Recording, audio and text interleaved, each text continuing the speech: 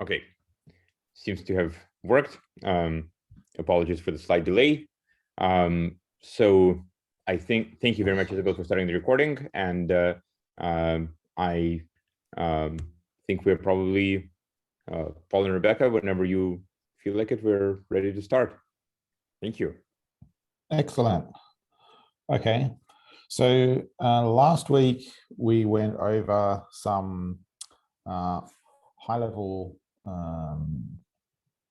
profiling and optimization discussions. And then in our second session, we started doing some of the actual, I guess, lower level profiling and optimization, looking at some Python code using Jupyter notebooks. So we didn't quite finish that off. So I'd like to give people the opportunity to continue working on that. So what I'm going to do is, let me just share my screen. Where are we? This one. Does that work okay? All right, so all the way to the end somewhere. Did a whole bunch of Python work. Yeah, okay. And then we got onto session 2. Okay, so in session 2, we were working through the notebook that we have at the Git repo. And so we're going to start from there again. So if everybody can navigate to wherever it is that they had installed their environment. So whether that's using Anaconda, whether you're using Miniconda, or you've got your own personal setup, and we want to start the Jupyter lab session. So on my computer, this is what it looks like. I just go to the relevant directory here, and you can see that my command line has been prepended with the Anita-workshop, which reminds me that I'm using that Python environment, which means it's got all of the prerequisites installed, all the Python modules that we need. So if I just do Jupyter Lab, I get a bunch of text, and at least on this machine, it will automatically open the web browser for me. If it doesn't open a web browser for you, then what you want to do is navigate to this address here. So the localhost :48 or whatever it is for you, and include that long random string, which is the token. So we should end up with our optimization.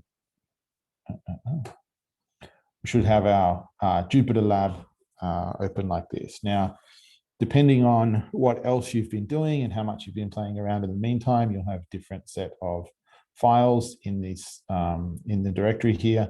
But the one that we want to look at is the optimization activity.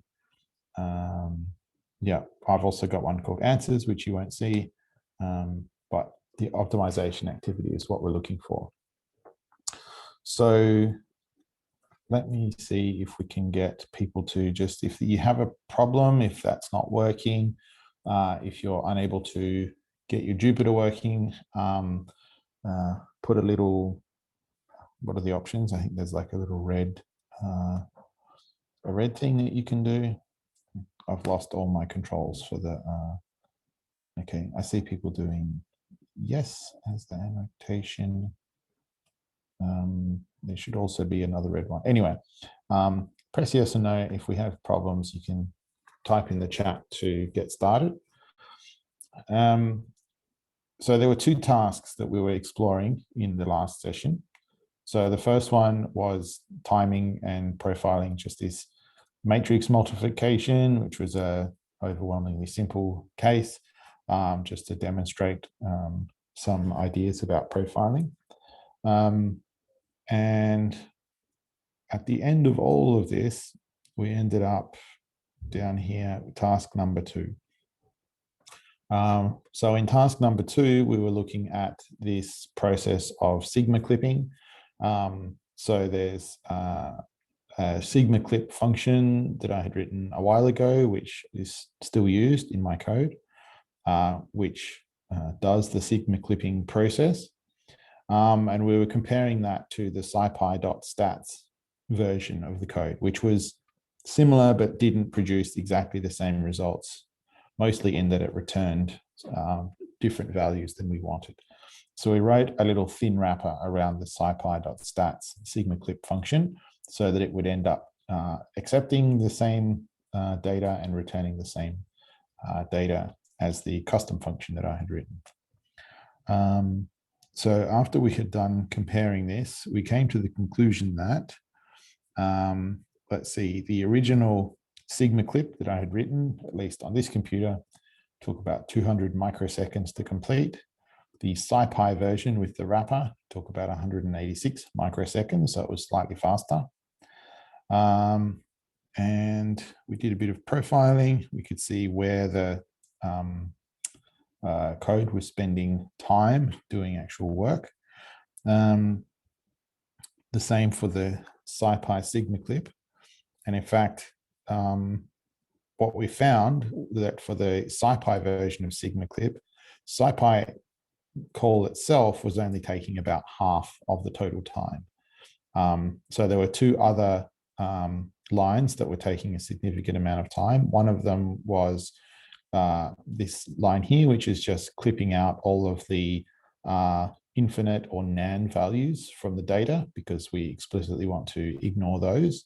And the scipy.stats.sigma clip does weird things if your data has infinite or nan values. It doesn't automatically ignore them for you, and it doesn't have an option to say ignore nan. Then the other thing that we did was after we had clipped the data array, once we had done all of the sigma clipping, we also wanted to calculate what the mean and the standard deviation of the final array was, so that we could return that in the same format as our other function. Now, what this meant is that in fact, this sigma clip function, this stats.sigma clip, was taking up only about half of the total time. That means that there is some room for improvement in both versions of this code. So the optimization practice task, which we began but didn't complete at all last week, was just some optimization practice. So in this cell here, I've just copy and pasted the code. I've shortened the doc string here so that you can make little notes for yourself, whatever you want in there. This is the core piece of code that we're going to be working with. We've still got our comparison function to make sure that before we optimize things to be blindingly fast, we make sure that it's actually still doing the task that's required. Then we've got our baseline timing here. So as always, before we start doing any real optimization, the first thing that you want to do is a profile to make sure that you know what the baseline is so that you can measure better versus worse for each of your design choices that you make. And then to start up again, I've just put LP run to do the line profiling again. So you hopefully should be able to just click on this last cell in the notebook. And if you do kernel, or rather if you do run, run all above selected cell. If you do this on the last cell, it will just run everything in your notebook. I think there might be, depending on what you've written up here, there was some cells where I had left things blank for you to fill in. So if you filled them in last week as we were working through this, your entire notebook should be able to run. I think, yes. So we'll put that as the first task, which is to select the last cell, press run all above selected cell, and it'll take a little bit of time to run because there's a couple of timing loops in here. These timing loops take maybe 5-10 seconds to run as it's doing multiple hundred or thousand iterations of the thing that you want to time. The line profiling only runs it once, so it's actually quite fast to execute. So that's where we want to start at the moment. So let me just pause and give you a bit of time to get up to that state. And if you're having any issues, let me know and we can discuss. So I'm just having a quick look here, and I think just about everybody that is on the list, except potentially Matt Roth. Were you here last week, Matt? Where's my notes? No, I think either you've signed in with a different name or you were not here last week, which is totally fine. It might mean that you just need a little bit extra help to get caught up. So how's everybody going? We've all got green thumbs up. Just trying to figure out how to view so that I can see everybody with their thumbs up. I can see Reinhold.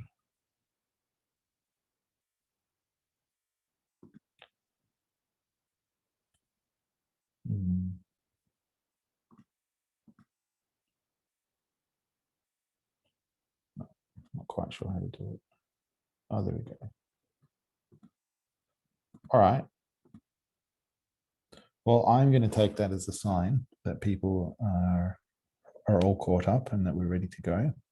So if I select the Jupyter Lab, what's going on here?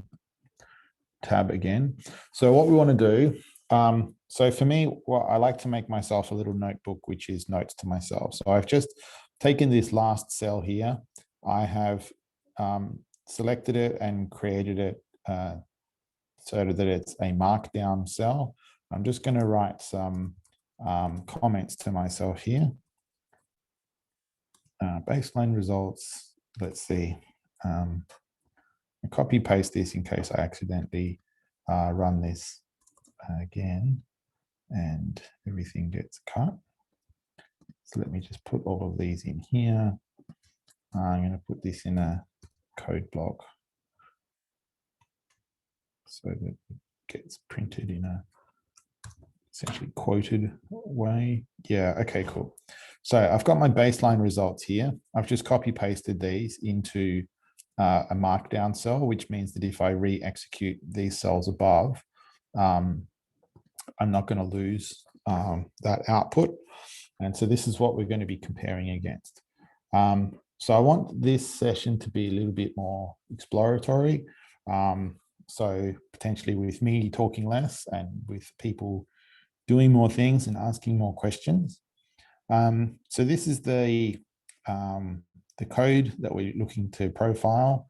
The optimization practice task, two suggestions here. One, look over the line profiling for Sigma clip and identify some lines which have non-negligible fraction of the total time spent on them.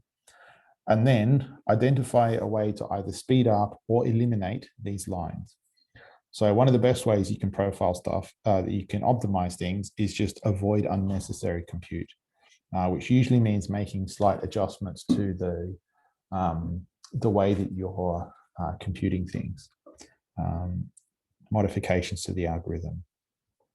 So there's two suggestions here. One of them is about removing the infinite and NaN values. And the other suggestion is about reconstructing the clipped array. And if we look down at the profiling, what I mean by that is that this one here, so removing the clipped, the infinite and NaN values, this was 17% of the total time. So if we can find a way to make this faster, so this is going to get about twice as fast, maybe as a guess, that means that we've made the whole function faster by, let's say, maybe 8% faster, which is not too bad.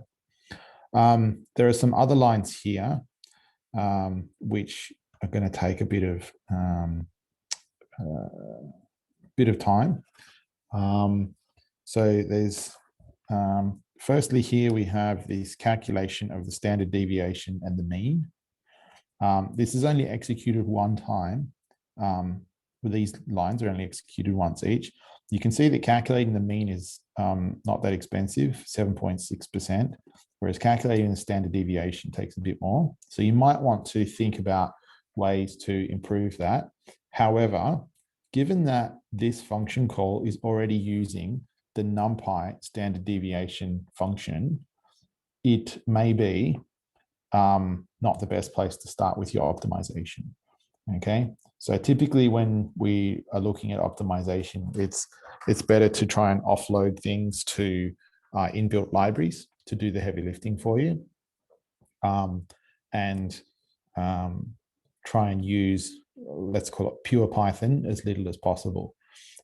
So maybe there's another function that's faster. For example, in most methods for calculating the standard deviation of a list, that actually also involves calculating the mean. So there might be a function that calculates the standard deviation and the mean at the same time in a more effective way, which is either faster than this line here, or potentially means that we don't need to call the following line after it. So that maybe this line here could be removed, okay? Off the top of my head, I don't know if such a function exists, but that's something that you might want to look into. All of these other things here are pretty tiny, so we're just going to ignore those. Then we've got these two lines here, which are reconstructing the clipped array. Okay, so I think this is one of the suggestions that I made. Yeah, reconstructing the clipped array. So what's happening is we get our array, we clean it by removing all of the infinite and nan values. We then calculate the standard deviation and the mean, and then we go through a loop where we're removing all of the values that are outside the range that we care about. Okay, so here what we're doing is we're iterating. So this bit here, A for A in clipped, is iterating over all of the values in the clipped array, and it is putting them, so this is our loop here, and it's putting the value A into our list if this condition is met. So what that's saying is only include values that are greater than the minimum being the mean minus the standard deviation times low, which is our low side clipping limit. And once we've done that, we then loop again with a different condition, which is A less than the maximum value. So here you can see that we've got this loop that is being done twice. You can see that the first loop takes slightly longer than the second one.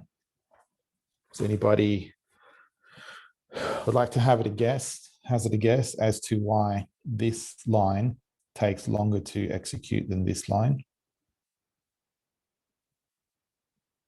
It's not by much, but it is a small difference. You can either unmute yourself in chat, or you can type into the chat window. Let me see. The second array is shorter. Okay, yes, exactly. So what we're doing here is a two-stage clipping process. So the first one removes the values that are too small. The second one remove the values that are too high. So we do go through the list twice, but the second time we go through, it's slightly shorter. Okay, good. The next parts are looking at just how many elements we've got, because the way this is working is saying we keep on looping until we don't remove any new elements. So we just count the elements here. The len function on a list is super efficient, so it takes essentially 0 time to do. And then again, we've got this calculation of the mean and the standard deviation. So whatever optimization we might do here in lines 11 and 12, we would do the same optimization here in lines 20, 21. So my suggestion is to look at this line and one of these lines, or the standard deviation and the mean. So have either go and read some of the documentation from NumPy, or have a think about how these operations are being completed and what might be a faster algorithm, and either modify the Python code or essentially just make suggestions for other people to modify the Python code if you're not super keen Python coder. Okay, so I will give you some time to do that and to ask questions, make suggestions. And whilst that's happening, I'm just going to do a little bit of exploration on my own. So I'll add a new cell here. I'm just going to look for more NumPy functions. So I'm going to use the help here just to read the documentation to see if it's this standard deviation will allow me to return the mean as well as the standard deviation. Don't see anything.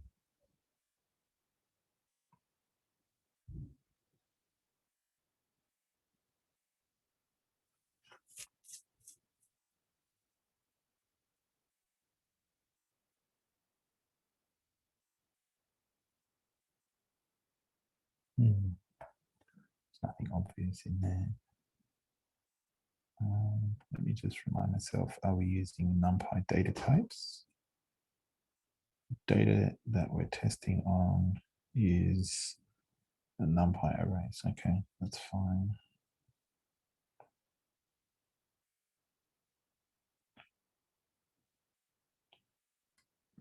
Well, so what I usually like to do when I'm optimizing is to test one little thing at a time. So firstly, I make a note to myself about what I'm going to try, and also keep the old line there, because no doubt I'm probably going to get it wrong a bunch of times and I want to be able to come back to it. So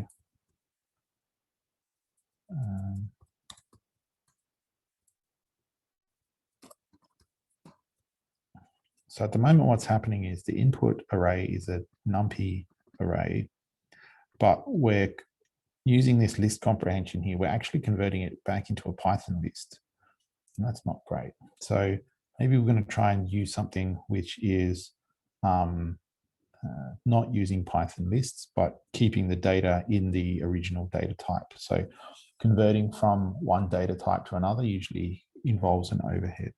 So let's do this. np dot is finite. So that tells me all of the things that are finite in the clipped array.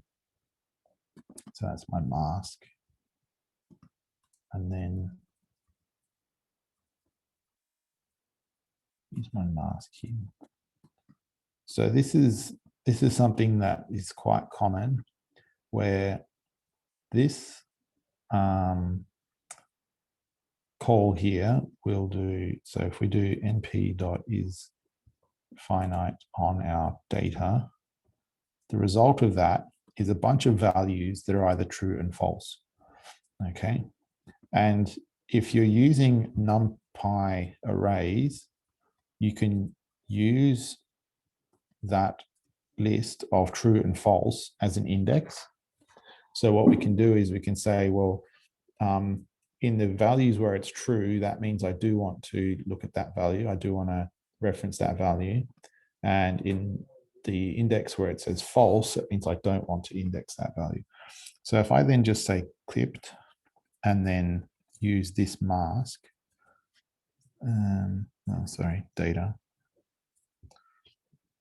what it's doing now is showing me all of the data where the condition in here is true. Okay, so what I might do is just a quick little time it test, time it on, let's say,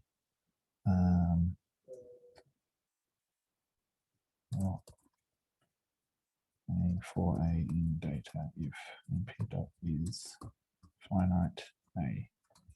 How long it takes to do that little piece of code. And then while that's running, I'm going to do another one, which is clipped equals data and p dot is finite data to see how long that takes.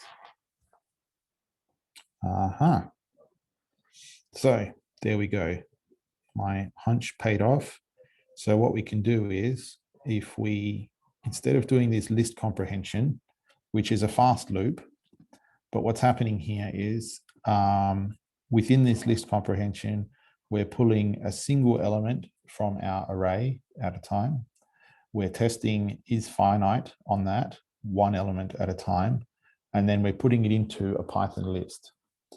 So that's doing one operation at a time. It means that we're calling this is finite function as many times as there are elements in our list.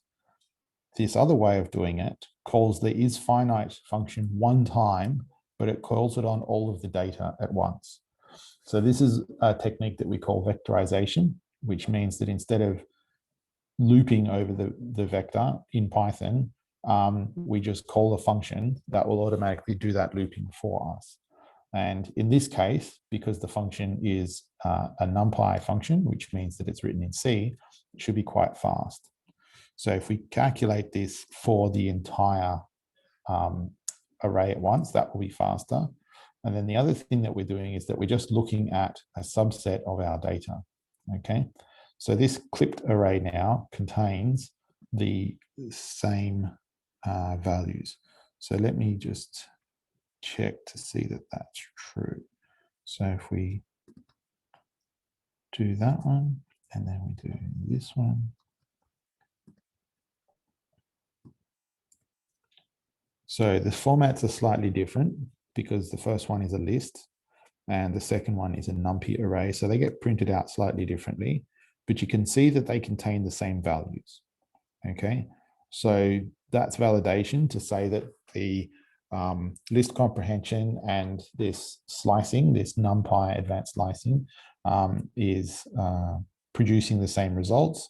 But here you can immediately see that this clipping, so doing this list comprehension in a Python list versus doing this masking strategy in NumPy, there's a huge performance increase here.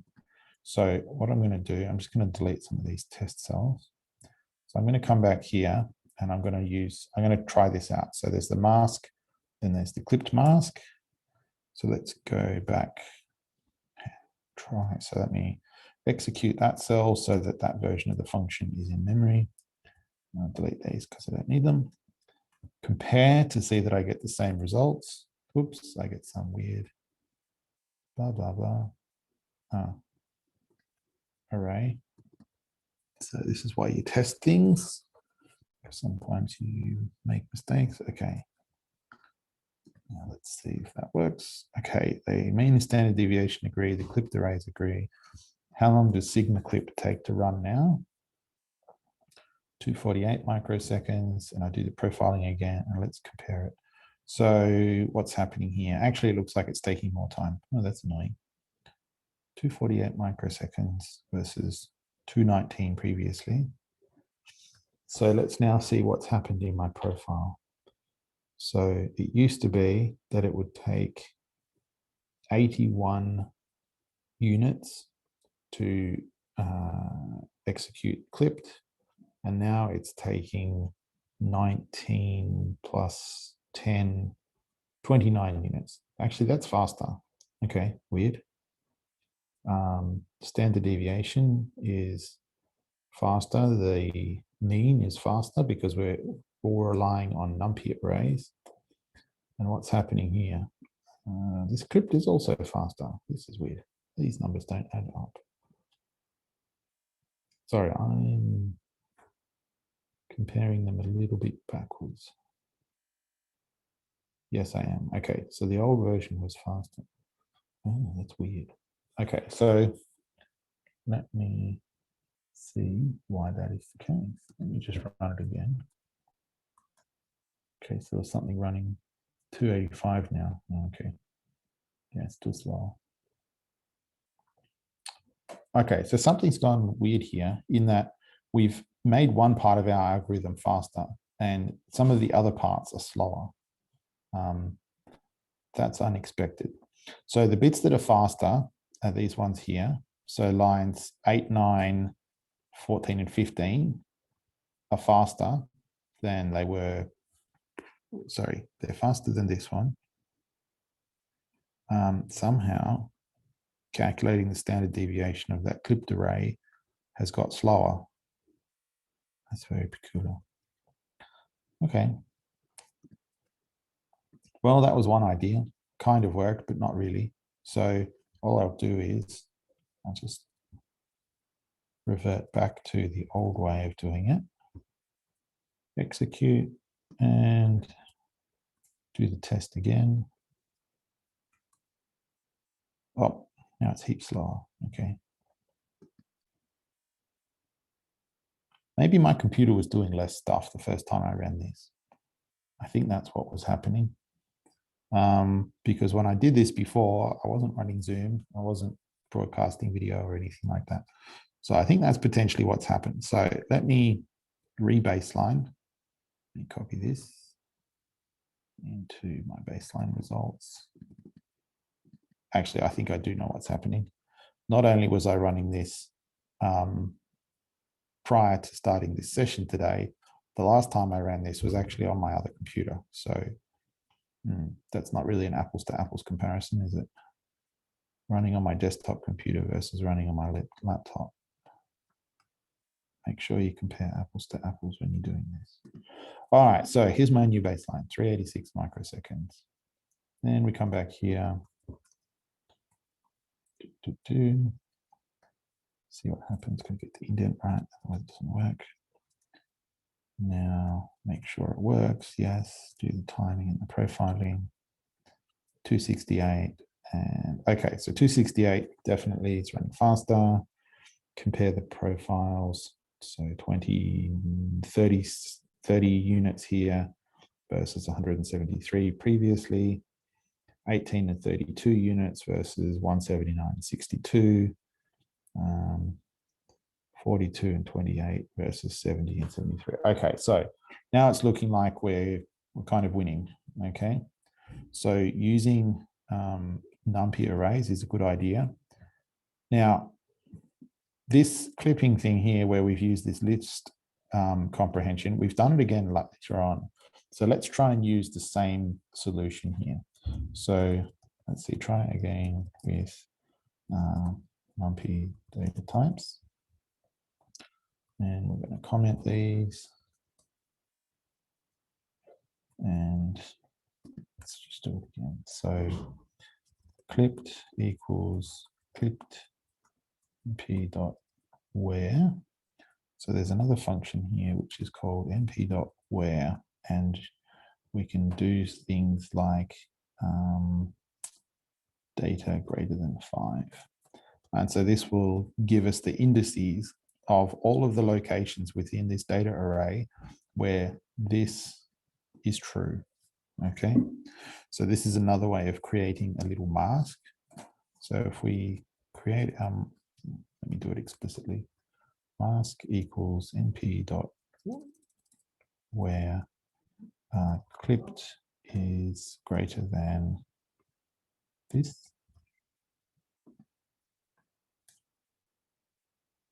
So let me just, yep. The other thing that we could do is just say data greater than 5. We don't need to use np.where. And in this case, it gives us true and false rather than the indices. So in fact, let me just get rid of the np.where call. Don't really need to do that. So this is saying clipped is greater than mean minus standard deviation. We use the mask again. Forget all about that np.where. And so that does it on the low side. Create a new mask where it's less than the mean minus the standard deviation. Didn't copy. See how we go now. Clipped equals clipped mask. Okay. All right, so that's my new test, delete that one. Let's firstly make sure it actually does the right thing. Yes, it does. Let's time it. So again, we were at, so my new baseline is 268 microseconds. I should probably be keeping a bigger, longer list of all of my baselines. But I'm just going to copy over the old one. So actually, no, not baseline results. I will create a new one. Let's call this one best results.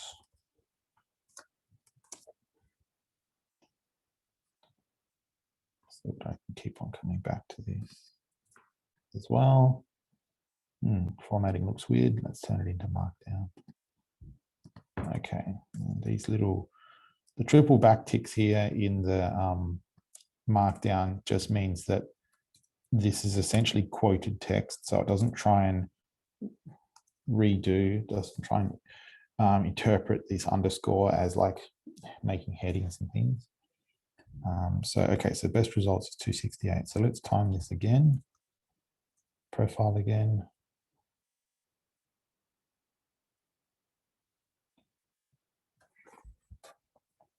A little bit of waiting time. 166. Wow, that's a big difference. And so now we can see in our profiling that the mask and clip combo together takes not very much time at all. So here we've got 17, 6, 8, and 2, which is 43 units. Whereas previously in our baseline, we had 140 units. So that's much better. And even in our version here where we're using numpy arrays, you can still see that it was 40 and 28 seconds, 28 units. So we're doing better again. All right. So we're starting to win. I want to see what other people have been doing. Is anybody keen to share some of their profiling ideas and results? Whether you made it better or worse, it's not really that important at the moment. It's just about how you approached it. So if somebody would like to volunteer, you can either chat or put your hand up.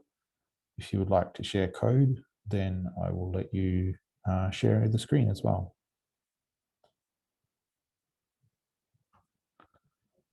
No volunteers? Okay. Are people trying things for themselves? Or is everybody happy just to watch me chat through as I go through the optimization process?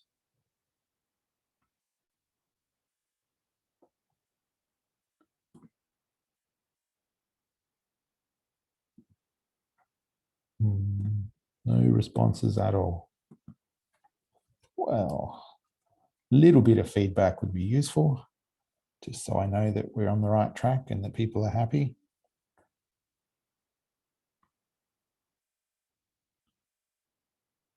Nope. Okay, people are trying some ideas. Okay, that's all right. All right, well, let me just have a quick look here and see that actually what I've done. So earlier when we said that we loop through this array twice with our list comprehension, it'd be nice if we could just loop through it one time and do both of these tests, the high test and the low test at the same time.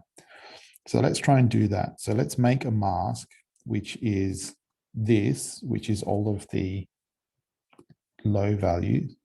And then we're going to just join that to the list, or I say join, it's not join. We're going to create this new, in fact, I can get rid of both of those lines.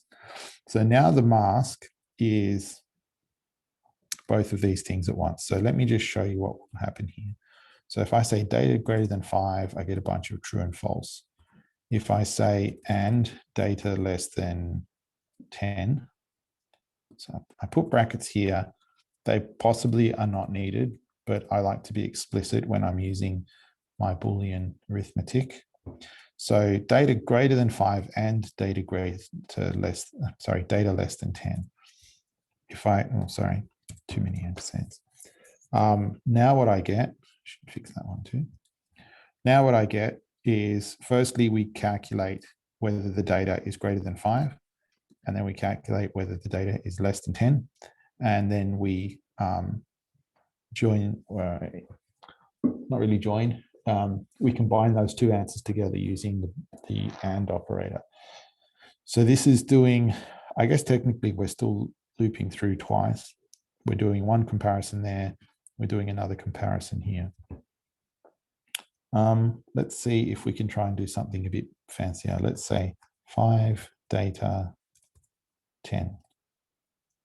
Oh, no, that doesn't work. Truth of a value with more than one element is ambiguous. Oh, that's a bit annoying.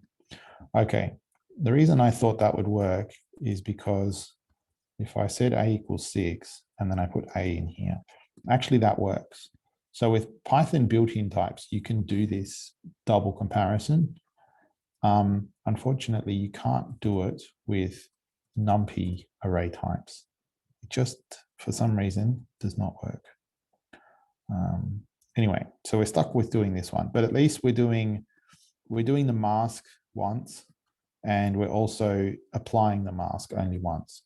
So maybe this step here isn't going to give us a speed increase, but the fact that we're only applying the mask one time should help us out. In fact, if we look down here, we can see that each time we apply the mask, it takes, well, between 2 and 6 units to do that. So we're going to make a small gain, but we're not expecting huge differences here.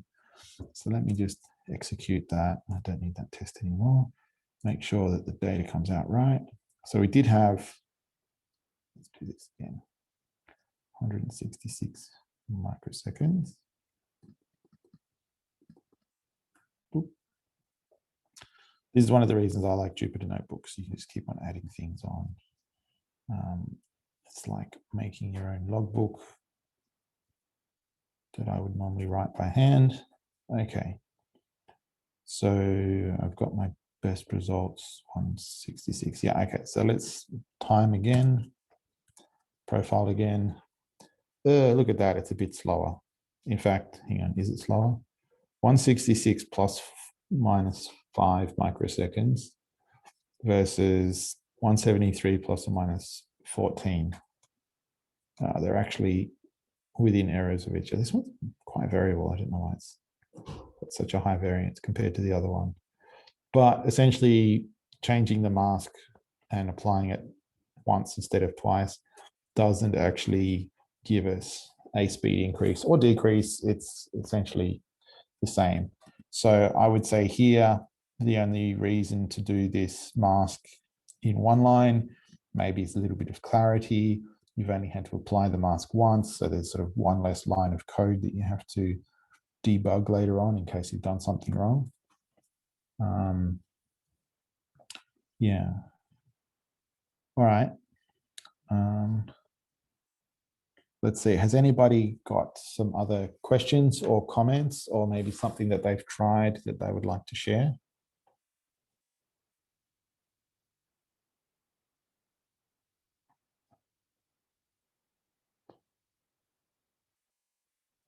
Don't see anybody yet.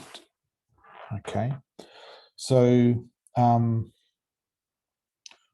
of the things that we note here is that I'm using a data array which has, let me just create a new cell, len data, 36 elements in it, which is pretty short.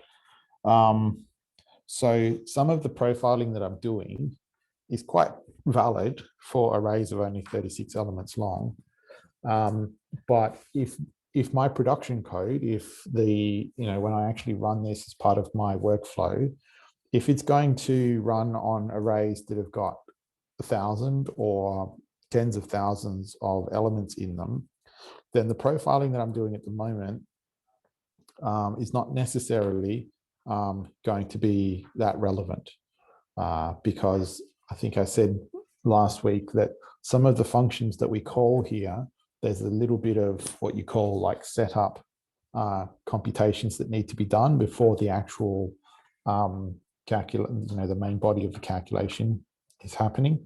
So similar to this code here, in that this code has a setup step, which is calculating the initial mean and standard deviation. It's figuring out, like filtering out all of the nan and infinite values. It does that once, and then it does this loop. Now, when we've been running this, you can see that the loop only runs 2 times. Okay, so in fact, so the loop runs twice, which means that whatever is being run within the loop sort of has a weight, I guess, of 2 to 1 versus the code that's outside the loop. If I had maybe even data that were differently distributed so that it needed to do more loops through the sigma clipping, the comparative weight, so the time per call wouldn't necessarily change, but the number of calls, the number of hits would change. And so this fraction column here, the fraction of the total time would change as well. So depending on what you want to do with your code, like how you want to deploy it, you'll get different results for your optimization. So at the moment, we're optimizing this for the input array being a NumPy data format. I guess explicitly a one-dimensional array. But maybe the input data is going to be in a Python list, in which case maybe this list comprehension is a better idea, maybe not. So yeah, just a note that when you're profiling, these little tests that you do in a Jupyter notebook are great, but eventually you need to take a step back and say, let's do a major iteration, let's do a major test that this works on sort of production scale data. And whether that's, production scale in terms of the number of items in the list, the size of the array, or just the distribution of data or the number of flagged elements, which are both relevant to this function here. Okay, so the next thing that I was going to try is that we're calculating the standard deviation and the mean at the same time. I had a quick look in the NumPy NumPy dot mean stats. Just had a look at some of the functions to see if there was a NumPy function that provided exactly what we wanted. And just by guessing at the names and looking at the inline help here, I can't find anything. So of course, now what I'm going to do is go to my old friend Google and just do Python standard deviation mean in one pass. And maybe let's do NumPy or SciPy as well. Yeah, that's not quite. Mean and variance from a single function. Stack Overflow is usually a fairly good place to have a look. Blah, blah, blah, blah.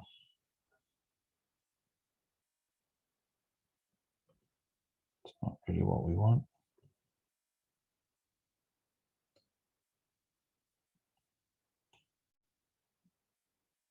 Ooh, here we go. scipy.stats.norm.fit.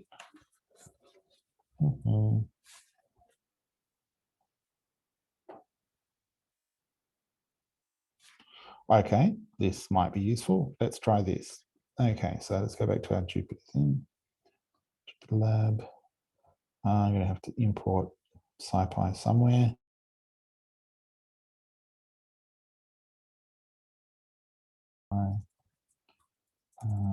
And then we need to do put scipy.stats. What was the name of this thing? SciPy stats.normfit. Okay. Let's test to see how this works. We're going to do this on our data.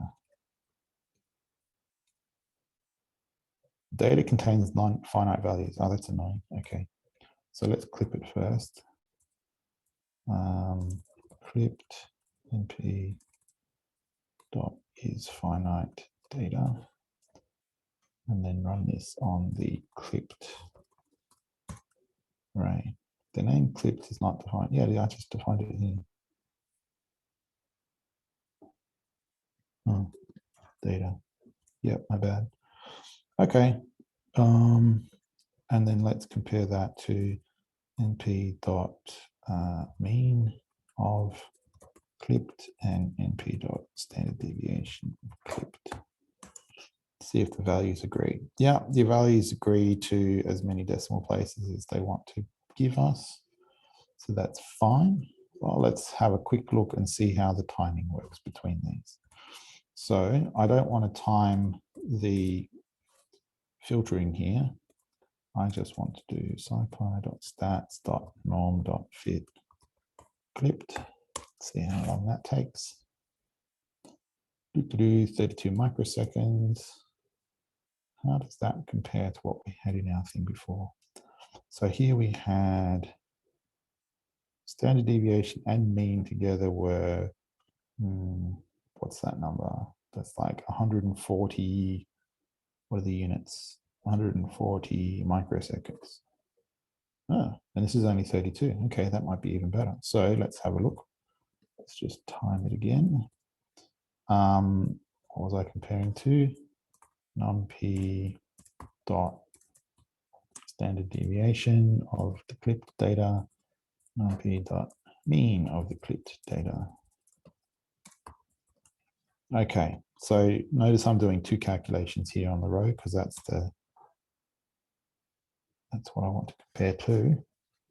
Oh, look at that. That's pretty cool, actually. NumPy was taking about 45 microseconds, whereas the SciPy function that returned both in one gave us only 33 microseconds. That's pretty cool. Well, let's make that substitution now.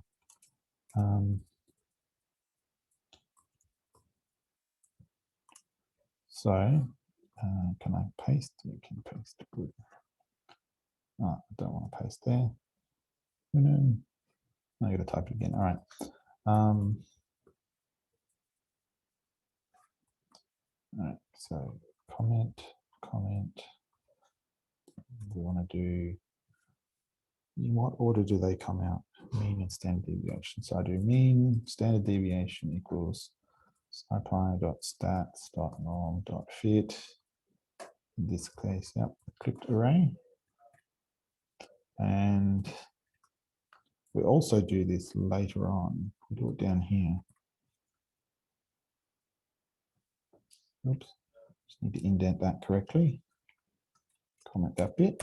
Okay, so we're replacing this twice. So execute that cell to make sure that it works. Let's compare the two to see if we get the same results. Good.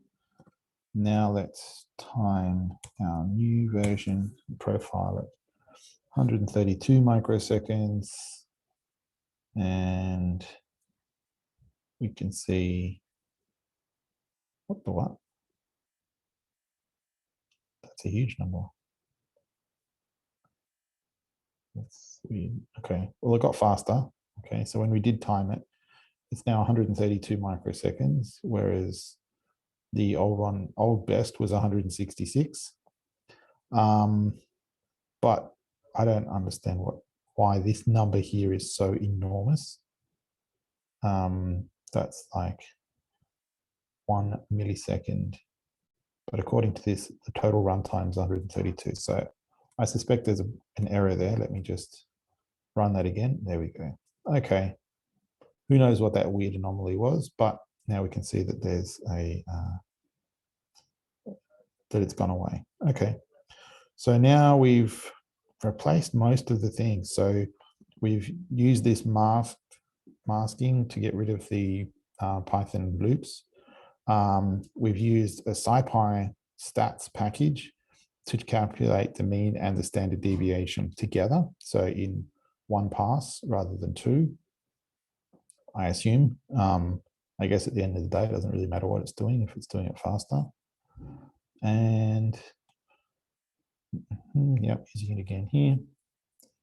I think we're at the point where we have pretty much put everything in. All of the computation that needs to be done is done using NumPy or SciPy. Apart from just some account keeping things like counting the number of elements and creating the mask. So I think that's probably the limit to what we're going to get, or at least it's approaching the limit. Okay, so for me, the next step would be to come back here, delete all of this stuff where I was talking to myself about what I was doing. Just delete all of this.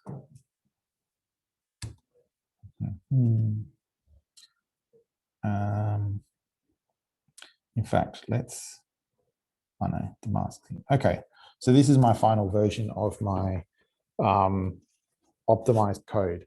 So the only difference would be that now I've added an extra dependency to my code. I need to be able to have the SciPy package installed, but NumPy and SciPy go hand in hand, and it's unusual for people to have one installed and not the other. And SciPy is widely available on just about every platform, so I don't think that it's such a peculiar requirement to say that you need to have SciPy available for your code to work.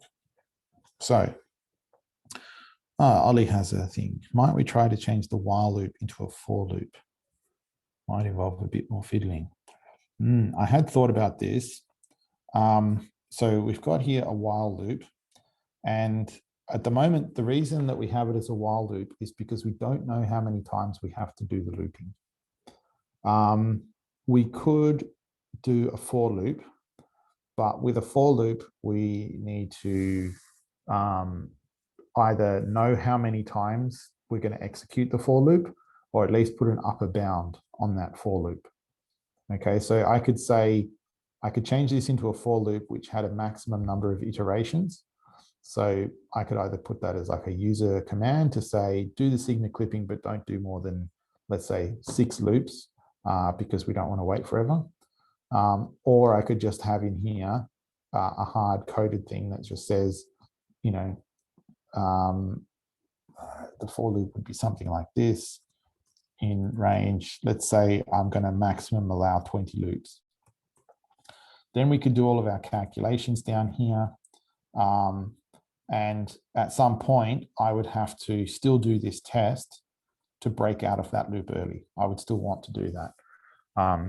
Because for example, with this one, with the data that we're testing on at the moment, it only requires 2 loops to meet that condition.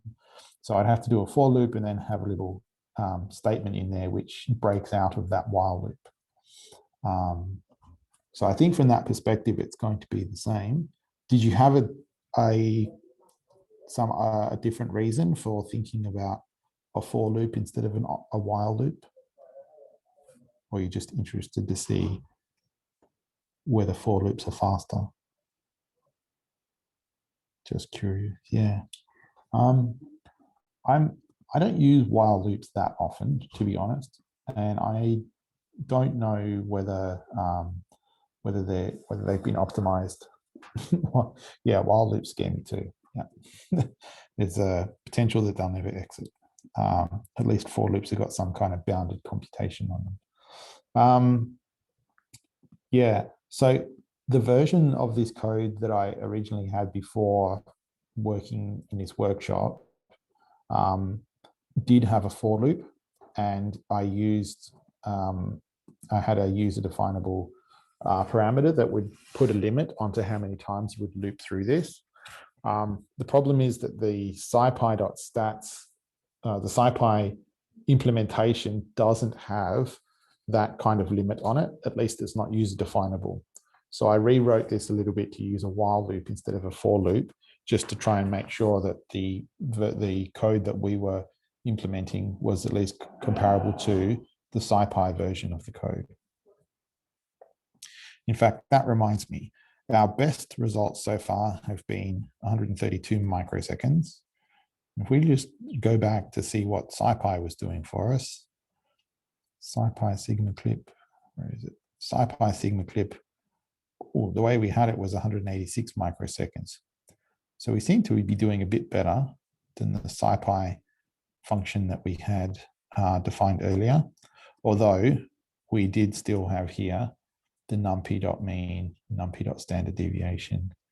Let's maybe just scipy.stats.on.fit clipped. Let's just try doing that. See what happens here. Okay. It now, oh, that seems wrong. 238 microseconds. Oh, okay. Yep. So it looks like we've actually, our own implementation of this particular algorithm has become a lot faster than the SciPy one. So really, 232 microseconds. Yeah, weird. Okay. Yep. Well, maybe I'll explore why that's the case later. Okay. Does anybody have any more questions about what we've been doing? Does anybody have their own ideas that they've tried that they'd like to share?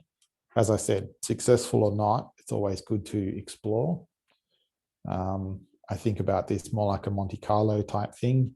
It's good to focus on a particular vein of inquiry that's becoming more and more successful for you, but that's only going to reach a local minimum.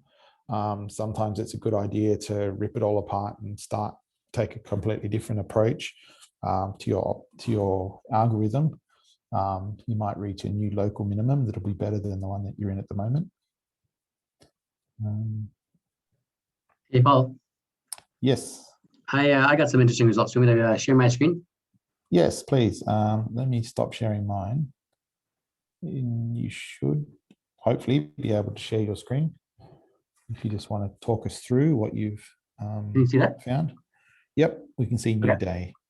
Cool. Okay, so on that same Stack Overflow page that you had before, lower down on the page, they recommended someone had kind of put together this sort of hacked together version of the mean and standard deviation function that calculates the mean and then sort of evaluates what you need to get the variance quickly using the sort of matrix multiplication.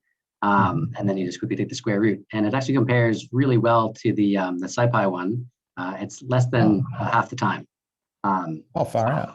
So I swapped that one and it made a big difference. And then I sort of a mess down here, but I sort of checked all that's still good. But then I also thought that, so because we're trying to, the masking operation that we have here, this clipped masks, I was trying for a while to break this into sort of one operation. So maybe try and subtract off the mean and get the data set to sort of straddle the 0 point, and then you just have to do one comparison to make sure that the absolute value is less than that. But but that ended up not really paying off that well. But because there's a lot of computation in the subtraction. But then what I thought was that because we're trying to this clipping process here, if the array was sorted, it's a lot simpler because this is sort of going through and checking, it's evaluating the condition on every array. Yep. If it was a sorted array, then you count up to the first point where you're less than your threshold, your cutoff threshold, and then you stop, because once you've found a point that's greater than your threshold, you're good. You just cut out that first bit and the rest is fine. Yep. And the same with the high threshold. You can either start at the beginning and try and continue until you reach a point that doesn't match the condition, or you can start from the back and move in. Sort of a couple of different ways to do it. So I tried that here, where I start by sorting the array and then I do everything else the same. And then I did this search sorted function that does exactly what I just described. I couldn't find an easy way to do it where it looked in from the right-hand side moving in left, but that wasn't such an issue. And what I found was that, so this is the one that I had created, and this was the SciPy one with all of the most advanced changes, and I get something like 90 microseconds. So it actually does compare quite well to, and both of these are using the updated get the sort of creative mean and standard deviation function. So the difference is just in using a sorted array. So sorting the data was, even though there's an overhead to sort, for you it actually ended up being faster in the long run. Is that what you're saying? Yes. Excellent. Okay, great. So this is really good. I like this. One of the things that I would, whenever you're sorting data, I'm always a little bit hesitant because it is an overhead, but also the sorting data can be quite expensive when you have fairly large data arrays. And so the next bit of profiling that I would do from your results would be to say, let's think about, instead of an array of 36 elements, let's think about maybe our use case is something where we're using 1,000 elements. And maybe in fact, the array as created, the way that I created the array, it's kind of, well, it's not exactly sorted. Let me just go back and see where it is. I'm going to share my screen again. Okay. So when we created the arrays, there's actually 2 subarrays. Okay. There's something of length 31, something of length 5. And each of those independently is already in increasing order. And so your sorting process is taking a list which has a fairly, I don't know whether it's high or low, but it's a fairly nicely sorted list already. So your sorting is going to be cheap. So what I would then, so like the next step would be to say, instead of doing this linspace data test here, maybe let's take something that is more random. So a uniform distribution between these limits with the same number of elements, and see how your function performs on unsorted data, or in worst case, data that's sorted backwards. And then also try it on larger amounts. Because so what you've done is really cool. And I think, yeah, I just want to confirm that those results would persist. I mean, obviously the times will be different, but I want to see whether your approach is still going to be the best approach when you've got different data going into it. Yeah. So that's not a criticism of anything that you've done. That's just sort of a next steps. This is where we're going to go. And yeah, I like the fact that you took more than 5 seconds to just read slightly further down, slightly more carefully, the Stack Overflow post than I had read. So great, excellent. Thank you for that. Anybody else?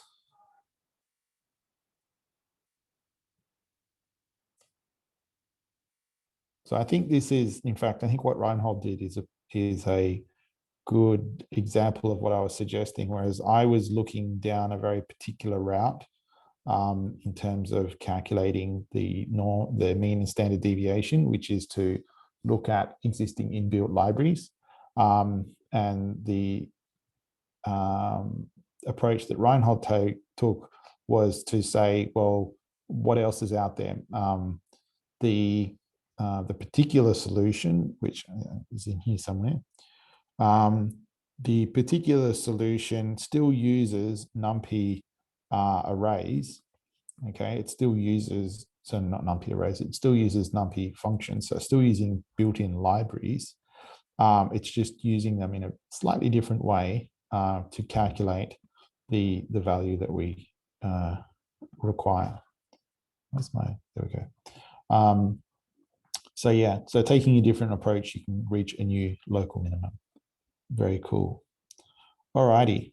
Yeah, so the sort of the higher level thing is to ask yourself, how often would this function be run?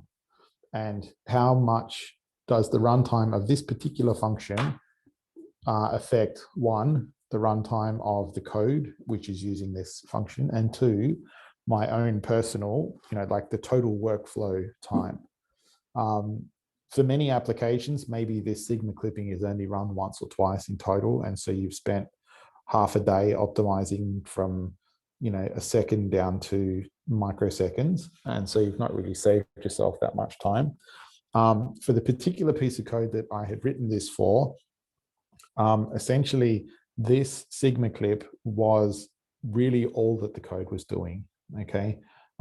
It was taking a two-dimensional image, selecting a subset of that image, calculating the mean and standard deviation using the Sigma clipping, and then doing that in like a boxcar sort of approach. So we take that little window function and we move it over a little bit and we calculate it again.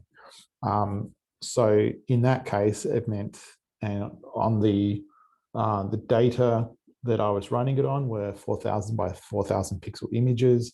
I was using a box size of 100 by 100 pixels. So it's like 10,000 pixels that I'm looking at the same time. And so I really needed this Sigma clip to be faster. So instead of it running, I think initially when I did this on a single core, just using, fairly naive approach, it would take maybe 20 minutes to half an hour to run on a 4,000 by 4,000 pixel image. But then after doing this profiling, doing some of the optimization, another optimization I did was to run in parallel. So I was running in 8 cores. So in fact, each of the 8 processes was processing a separate subset of the image. And now this process, instead of taking 20 minutes, it only takes maybe 1 minute to run on each of my images.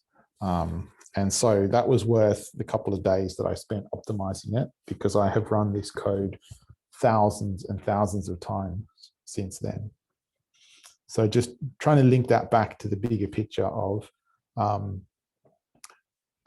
we winning in the grand scheme of things? Are we winning with this? Cool. All right. Well, before we finish, final questions, anything that needs to be clarified? Otherwise, we may finish up with this task and we'll start on with the next section. Okay.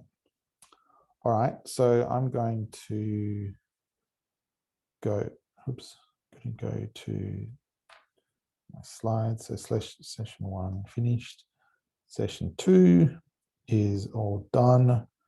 And we did the wrap up last week, actually. I noticed that a lot of people have already filled in a lot of code. So something that I really would like people to encourage in people is this idea of community building. So all of these skills that you learn, be great if you can take them away and then you can teach other people as well. Most of the places that I go to, or in fact, all the places that I've worked at, I start like a Python programming or just general programming group that meets each week, and we just discuss issues that we're having and sort of provide each other with support. And one of the things that we frequently talk about are new codes, new libraries, new pieces of software that we've discovered that have been helpful to us. And we just share that with others to say, this is the problem that I had. This is the solution that I found, which was quite good. And other people will either say, oh, that's great, I also have another solution that you might want to try, or they had the same problem and we're getting stuck on it as well. So that's one of the reasons why I wanted to put this sort of some of your go-to code and libraries in here to help other people. And at the same time, have a bit of a list of the things that you wish existed. So I've been sneaky here. This first one's me. This is something that I haven't been able to find. I was hoping maybe somebody had an answer to that, but if not, no worries. Yeah, so that's the sort of the wrap up for this, this section. Now the next bit that I want to go to is on a tab that's hiding. Oh, there we go. So this is the next part. In order for you to be able to participate in the next set of activities, you're going to have to update your Git repo. So if we go to, oh yeah, well, anyway, it's this Git repo.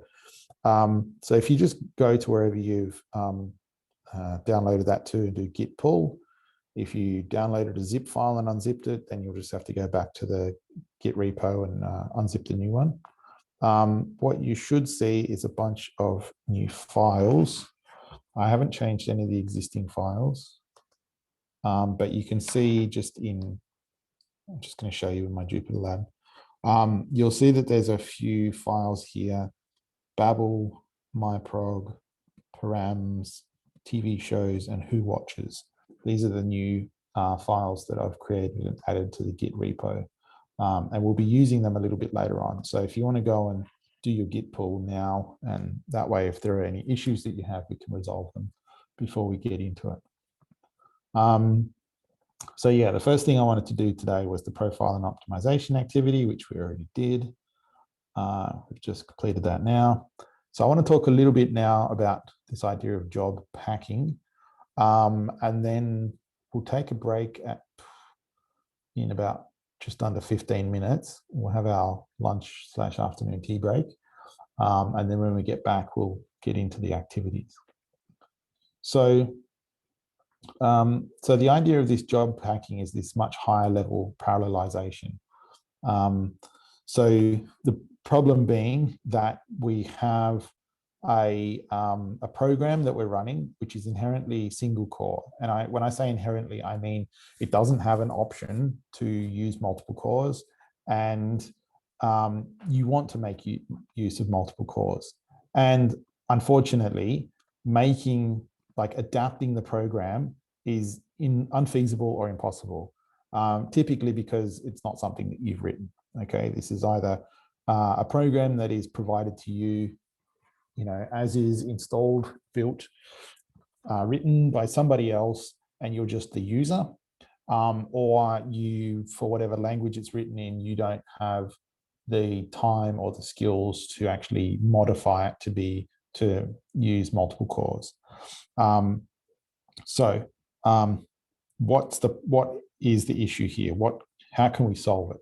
Rather, the highest level solution to me is to just run multiple instances of your program, ideally one per core.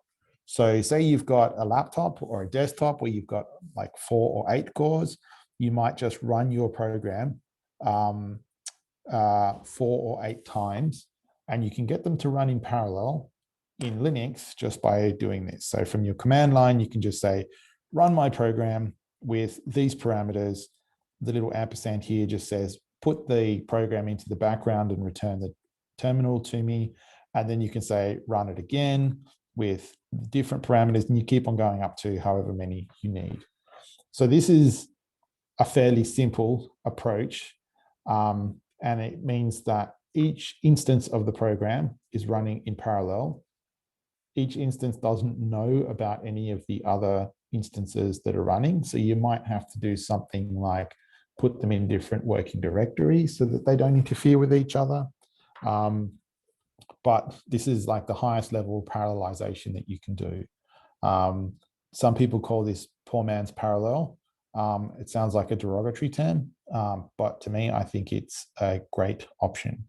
And in fact, what you can do is, if you have a lot of single core programs, then you can use a for loop. So if the number of programs that you want to run is less than the number of cores available, then you can have them all running at once. So let's say we've created some list of parameters that we want to iterate over. And in the for loop, we just pick off the first set of parameters. We run that through my program. We put the little ampersand here. And so this loop is just going to kick off, let's say 5 instances of myprog, each with a different set of parameters. And when we get to the end of the loop, we have to ensure that we just use this wait command. So the wait command tells your bash shell to not proceed until all of the currently running programs have finished. Whether they finish successfully or they die because you kill them, doesn't matter. All it's going to do is wait for those processes to end. Okay, so that's a super easy way to run multiple one-core programs. But if you have more programs to run or more instances to run than you have cores on your computer, what's going to happen is that those different programs are going to contend for limited resources. So if you've only got 4 cores and you're running, let's say, 6 programs at once, what's going to happen is that only 4 of them will be actually executing code at any one time. And which 4 are executing code is going to swap around. So on your computer, I'm not really running anything that's that fancy at the moment. No, okay, I'm not. Anyway, if you look at the resource monitor on your computer, you can sometimes see that you'll have a single core program that's redlining one of your processors, one of your CPUs.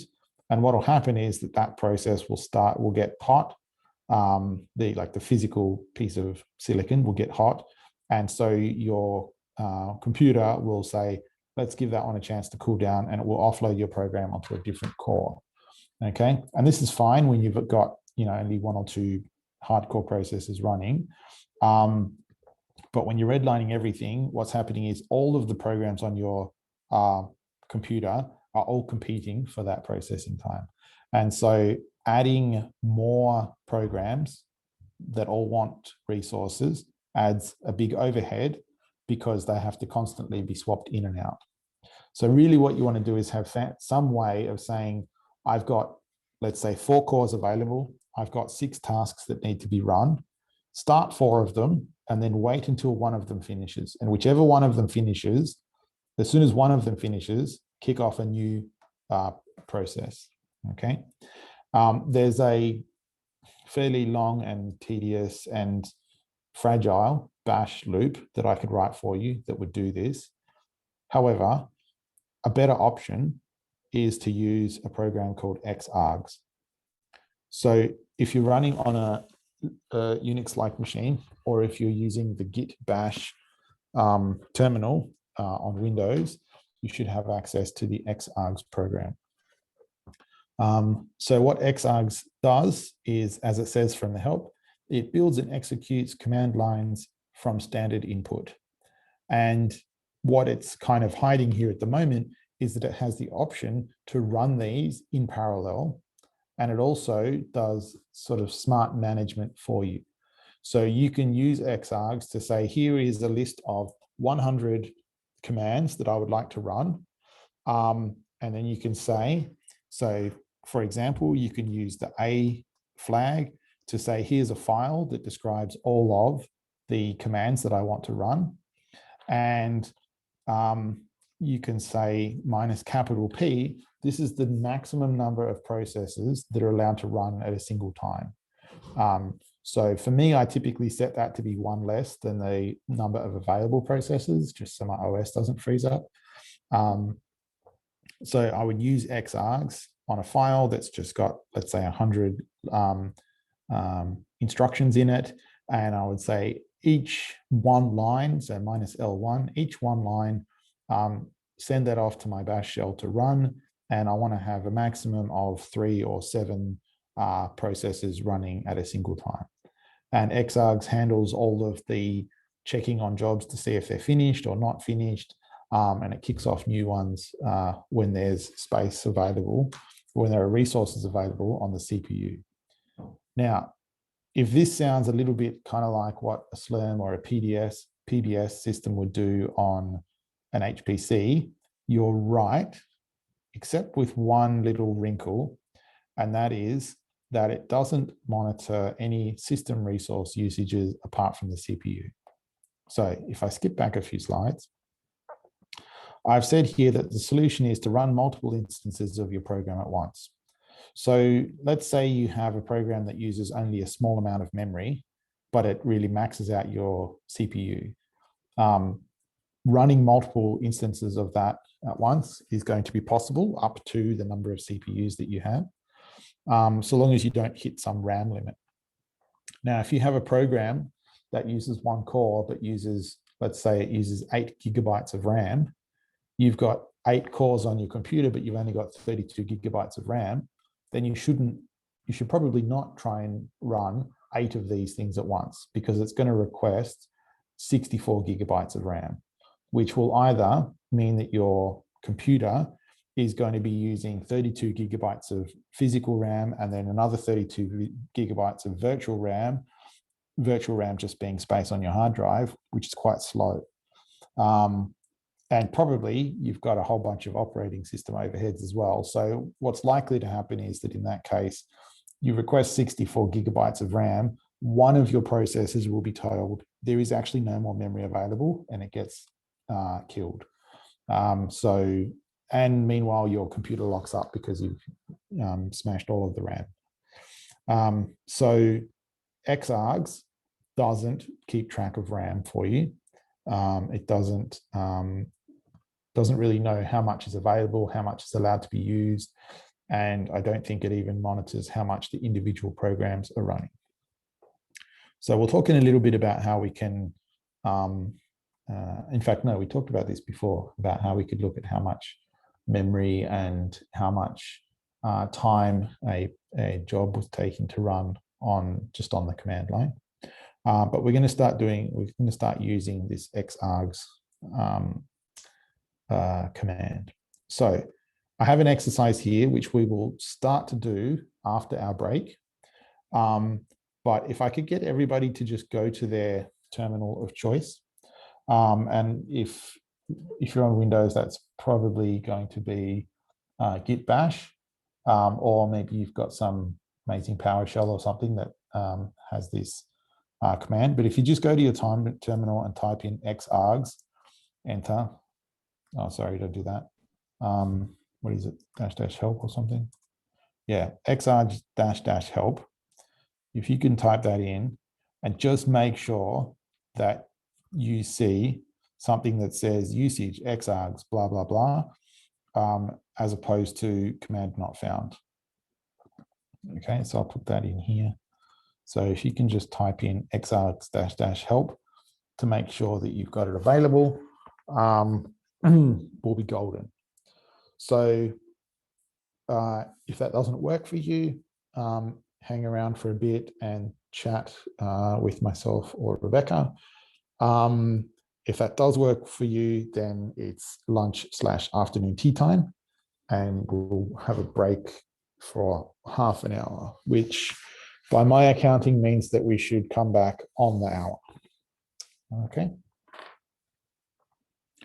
All right, I'll stop sharing my screen, and anybody who has issues can raise them now. Otherwise, we'll see you in half an hour.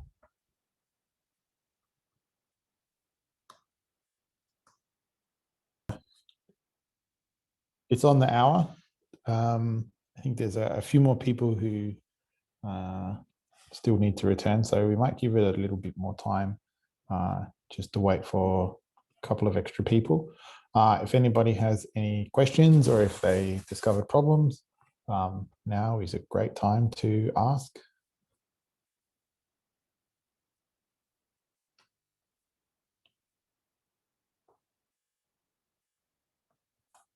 No? Okay.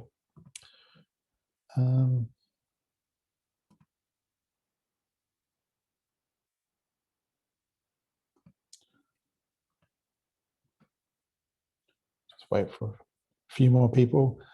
Has anybody here used the xargs command before? Just a little tick or thumbs up to say yes or no.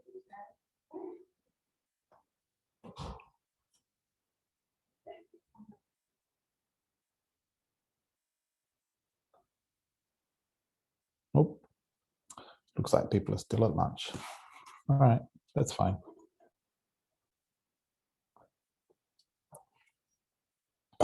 Oh, I see people are using the chat. Okay, people have not. That's a good thing, I guess.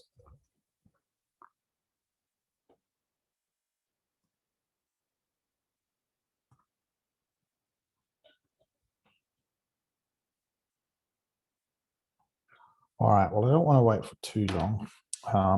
So maybe we'll get started. So let me just share my screen again. Here we go. All right, so what we were discussing before the break was using xargs for parallel computation. So xargs is, I don't think it's entirely built around this parallel execution, but it is definitely one of the particularly useful features that we can use. So I have here an exercise which we can all follow along with.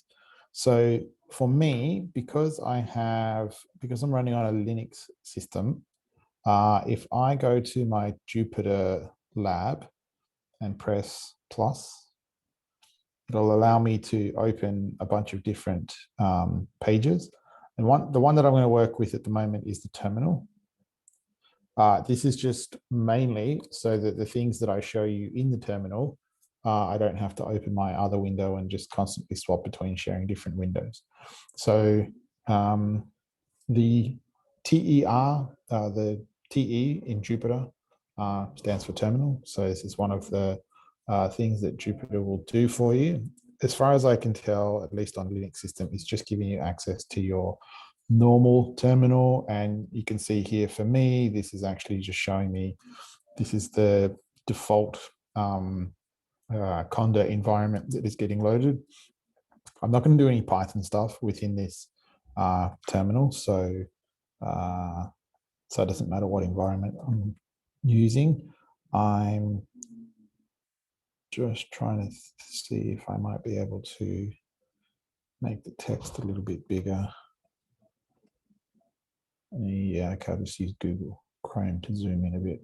Okay, so as long as you can type xargs help and it shows something like this, then we're on the right path. So, oh dear. Oh, you can't see what I'm typing until after it's done. Oh, that's a bit weirdo. Oh, that's a zooming problem. Okay, so it appears that if I zoom in too much, you can't see what I'm typing. All right, so I'm just gonna leave the zoom at this much. If you can't see what I'm typing, just interrupt me and ask, and I'll let you know what's going on. So in our directory, in the Green Computing School directory, you should see some of these programs which, at least in this terminal, for me, they show up as green text, which just means that they're executable. It's unfortunate because green on white is kind of hard to see. So I'm going to switch between this tab and also our lecture notes here. So we have these two files. One's called TV shows and one's called Who Watches. And the first thing that I want to do is see if you can figure out what is the content / purpose of each of these. So for me, I'm just going to do more. You can see that what's actually shown here is people's names and some TV shows, which happen to be the TV shows that people had listed as favorites from their childhood in last week's session. Okay. And the other thing that we're going to look at is this shell script, which I've just called Who Watches. And you can see it's doing a fairly basic thing here. We just define a function here called main. The function echoes the first parameter passed to it, and then it says likes to watch, and then it echoes the remainder of any other parameters that have been given as well. I guess the important thing here is that it has an embedded sleep statement. So if I do something like Who Watches, if I just copy this in, okay, then it will echo to me, it'll say, Paul likes to watch Captain Planet. And it sleeps for 1 second. So it just sits there for a little bit before it returns back to the shell. This sleep one is just so that we have a program that takes greater than 0 seconds to run, because we're going to use it in some of our, use that fact in some of our testing in a little bit. So the first is a program which is going to be run. The second, who watches is a program that we're running. And then the TV shows.txt, these are the parameters that we want to pass to that program. Okay, so in the same way that I said here, I want to run who watches on the first line here, and I just copy paste it onto the command line. We can think about this as an example of a program that we're going to run, and then another file which shows all of the parameters that we're going to use to run that program. And we want to run our program once for each line of that input file. Okay. So the exercise is to run who watches for each line of the TV shows.txt. So there's a few ways that we could do this. And I'll invite people to experiment, but obviously I think xargs is probably what I'm going to demonstrate here. So if I look at the man page for xargs, it tells me a lot of things. The useful ones here is file. So this reads the items from a file instead of standard input. And the other one is L here, minus capital L, which tells you how many lines of input get used per command line. So what I will do, I'll say, let's do xargs minus A, and then my file, which is TV shows. No, tab completion does not work for here. And let's say to begin with, all I want to do is echo each line. Okay. And so what's happening here, actually, let's do minus L1 to say that we're running a single line at a time. So all I've done now is said, read one line at a time from this file, and then run this command on the file. Okay, which is, it's the same as running more. Okay, it just prints out everything that's in the file. Except now what I can do is give it a different program to run. Okay, so I can run my who watches program, and we'll see what happens now. So it runs who watches on each of the lines. The reason that it's slow is because I put that sleep command in there. Okay, is everybody able to do that much? Does this work for you on your system? Let's do little ticks if it works, and tick if it works, no if it doesn't, something else if you have a question.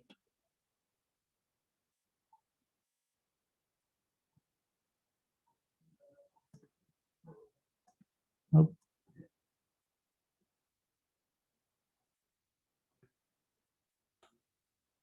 Possibly people aren't able to do the reactions. People are in chat. Okay. Didn't work in a Mac. Okay.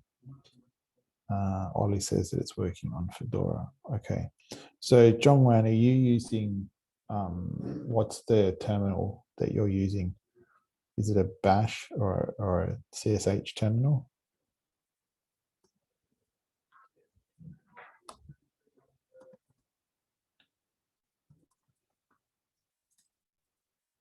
It's bash. Oh, okay.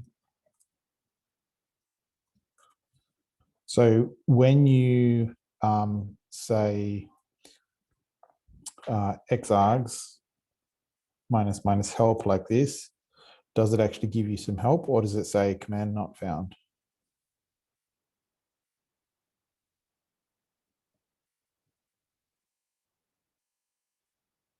Mac seems to be different. Oh, so there is a program, but it seems to be doing different things. Ooh, that's why do people do this? If you're gonna mirror bash, at least do it properly. Okay. All right. Well, you might do minus question mark or something.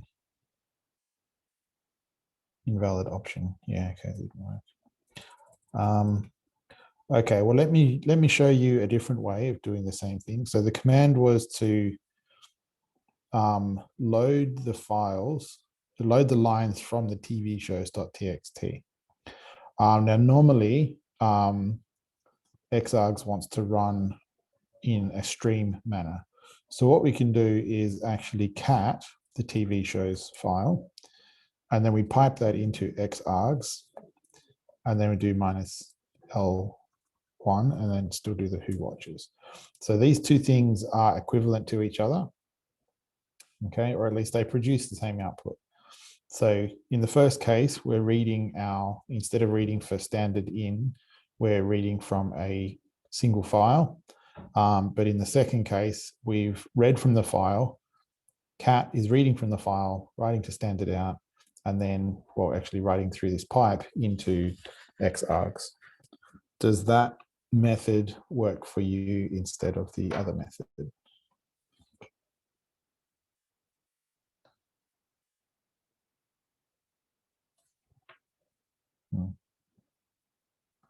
Minus L1. Yeah, it doesn't matter if you've got a space or not.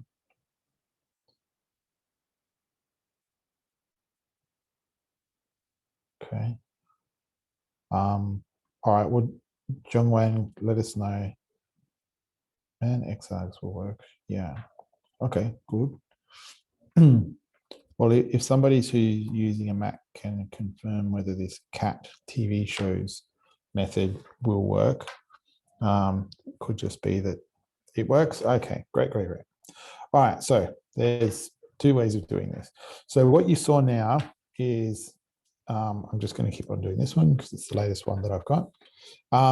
If we just run the time command, this will tell us how long it took to run each of these things, and 2, 4, 6, 8, it'd probably take 9 seconds.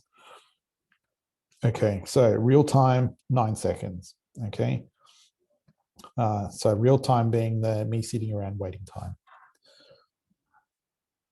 All right. So, so the first bit is run who watches for each line of the TV shows. Cool, done. And then we want to time it. So yeah, it takes 9 seconds. And then part 3 says run again, but with 3 cores at a time. So if we go back here, it says minus capital P is the maximum number of processes. So if we go back to our terminal and we do this, and we say minus capital P 3, that should give us 3 processes running at once, which means that, well, I'll just show you. You see that we get the output comes out in multiples of 3, okay? And is it in the same order? No, it's not in the same order. Okay, so what it's doing now is it's taking 3 lines from the file and it's giving one of them to each of those 3 to a different process to run the who watches program on. Okay, and you'll see that each of the 3 will immediately print some output, and then they will all wait for 1 second. So what's happening here is instead of taking 9 seconds to run, it's only taken 3 seconds. And that's because we were doing the wait, the sleeping, all in parallel, okay? So this is just a way to demonstrate that these, that we're actually running 3 in parallel. So if we put this up to 6, we'll get 6 that come out immediately, and then we have to wait a little bit, and then it runs the last 3. So you saw that these first 6 all ran at once, and then after waiting, the next batch ran. And Xargs knows that you can run up to 6 at once. If you've only got 9 things, then it's 2 batches, and the second batch only has 3 items in it. So now we've got this down to only running in 2 seconds. Okay. Yeah, the other thing to note is that the order that these things come out in is not the same. So xargs will execute the commands in the order that you give them, but the commands might not finish in the same order. Okay, so something like this where each task should take 1 second plus or minus how long it takes to echo a command and then quit your function. It's a bit of a race to see which of the different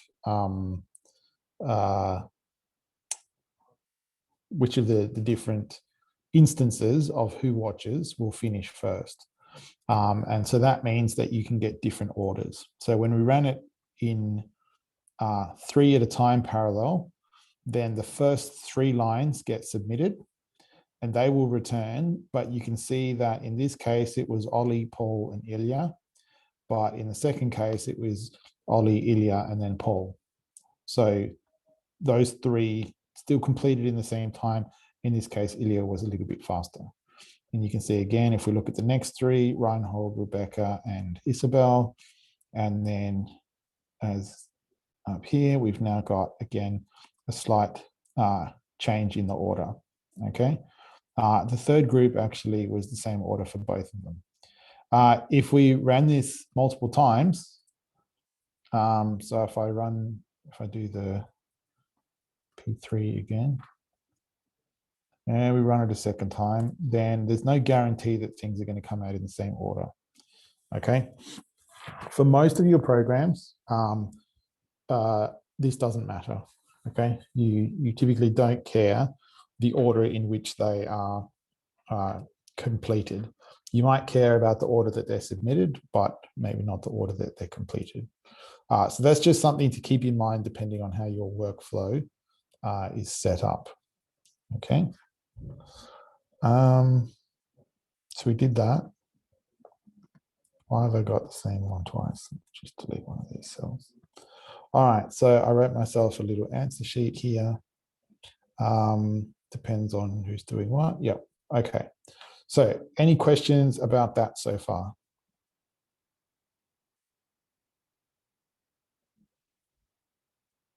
People are happy. Okay. All right, so go to the next one. Can you get CPU? What do you mean by that? Oh, you mean the CPU utilization? Yeah, just don't use time, use perf instead. Stupid thing. Cat is not a perf command. What did I do? Did I maybe use the wrong command? I'm sure that's the right command. Let's have a look. Oh no, user bin time. Yeah, sorry. Perf's a different thing. So if we do user bin time instead,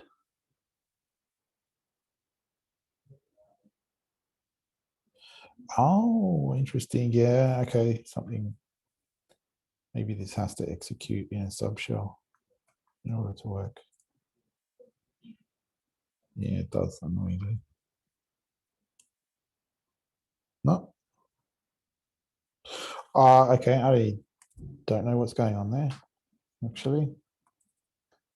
Somehow when I time, oh, I see what's going on.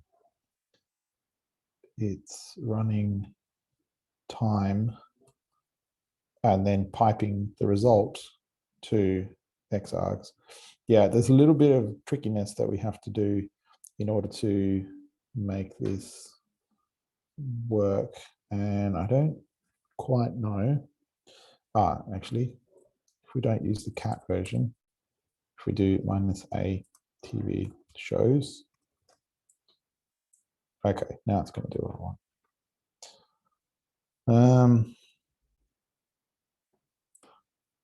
Now it's telling me 1% CPU usage.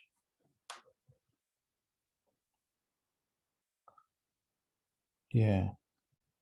When I ran this earlier, That was on my desktop computer, that's why. Okay. I may have a slightly different version of time installed on my laptop, which I'm using today, which is why it's not giving as much detailed information. But essentially, this is a believable number that we've got. So 3 seconds elapsed time. We've got 1% CPU utilization, which is what we would expect from a program that just prints something and then sleeps. Okay.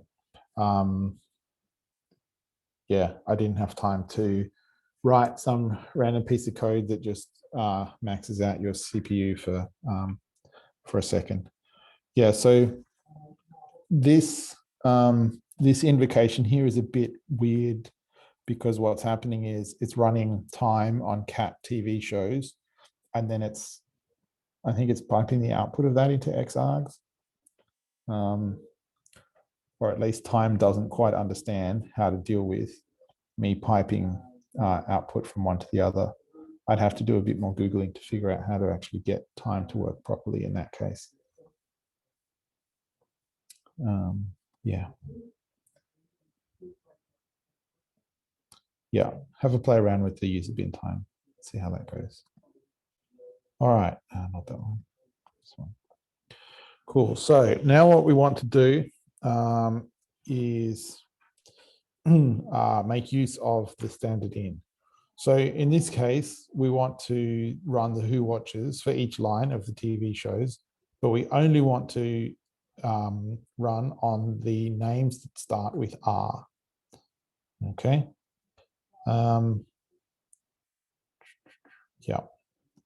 So we can do that. I mean, you can look in the file and say that, yeah, there's two names here that start with R. And so what I would normally do is you start to pipeline things together. Okay. So using all of these bash pipes is quite useful. So to start with, we just grab all of the data and we put it into another command. And in this case, I'm just going to use grep. And I'm going to say, I want all of the lines that start with R. So if I just run that, you'll see that it's running. Grep does some highlighting, which we don't have to care about. And now it's only returned those lines. We could do it another way, like this, where grep is reading from the file directly. But the pipelining way of doing things makes it a lot easier for us to then put this into our xargs. So next xargs minus L1 minus P3, and then we want to do this again. So now we're building up our pipeline. Firstly, read all of the data. Secondly, filter the data. Thirdly, execute on the filtered data. And we've said P3, but there's only two entries that start with R. So we just get those two being executed. Okay. So this is where I would revert back to something I think I said last week, which is it's extremely useful to have a variety of tools that you can use to get your work done. And maybe Python is a language that you want to use. Maybe you want to use R, or maybe you prefer something else.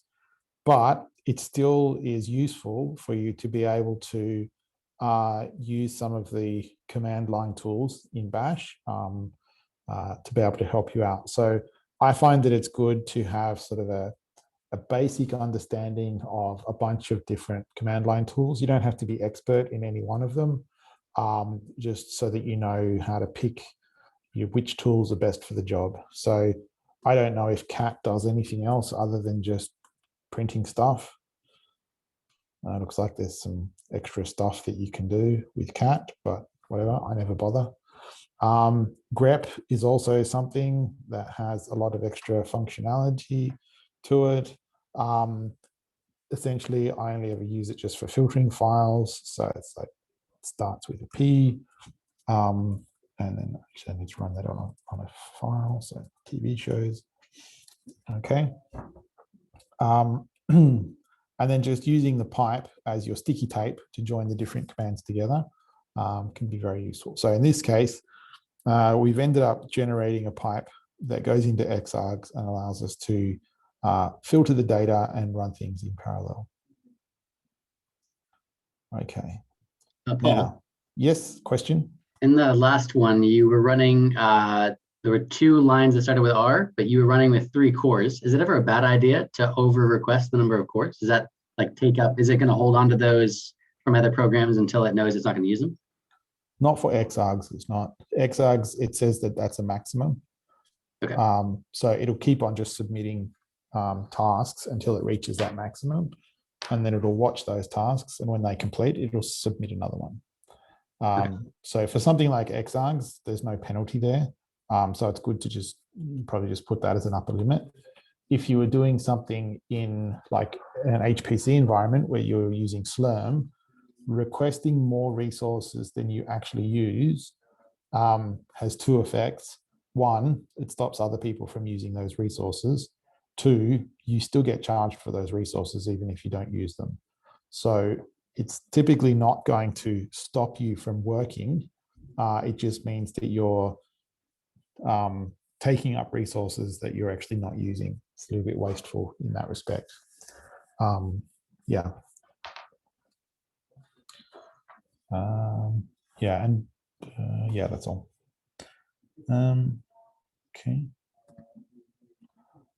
So the next part is to echo just the TV shows from this TV shows file.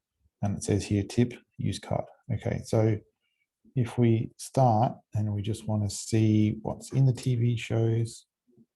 Okay, so essentially what we want to do, we've got something that looks like a CSV, right?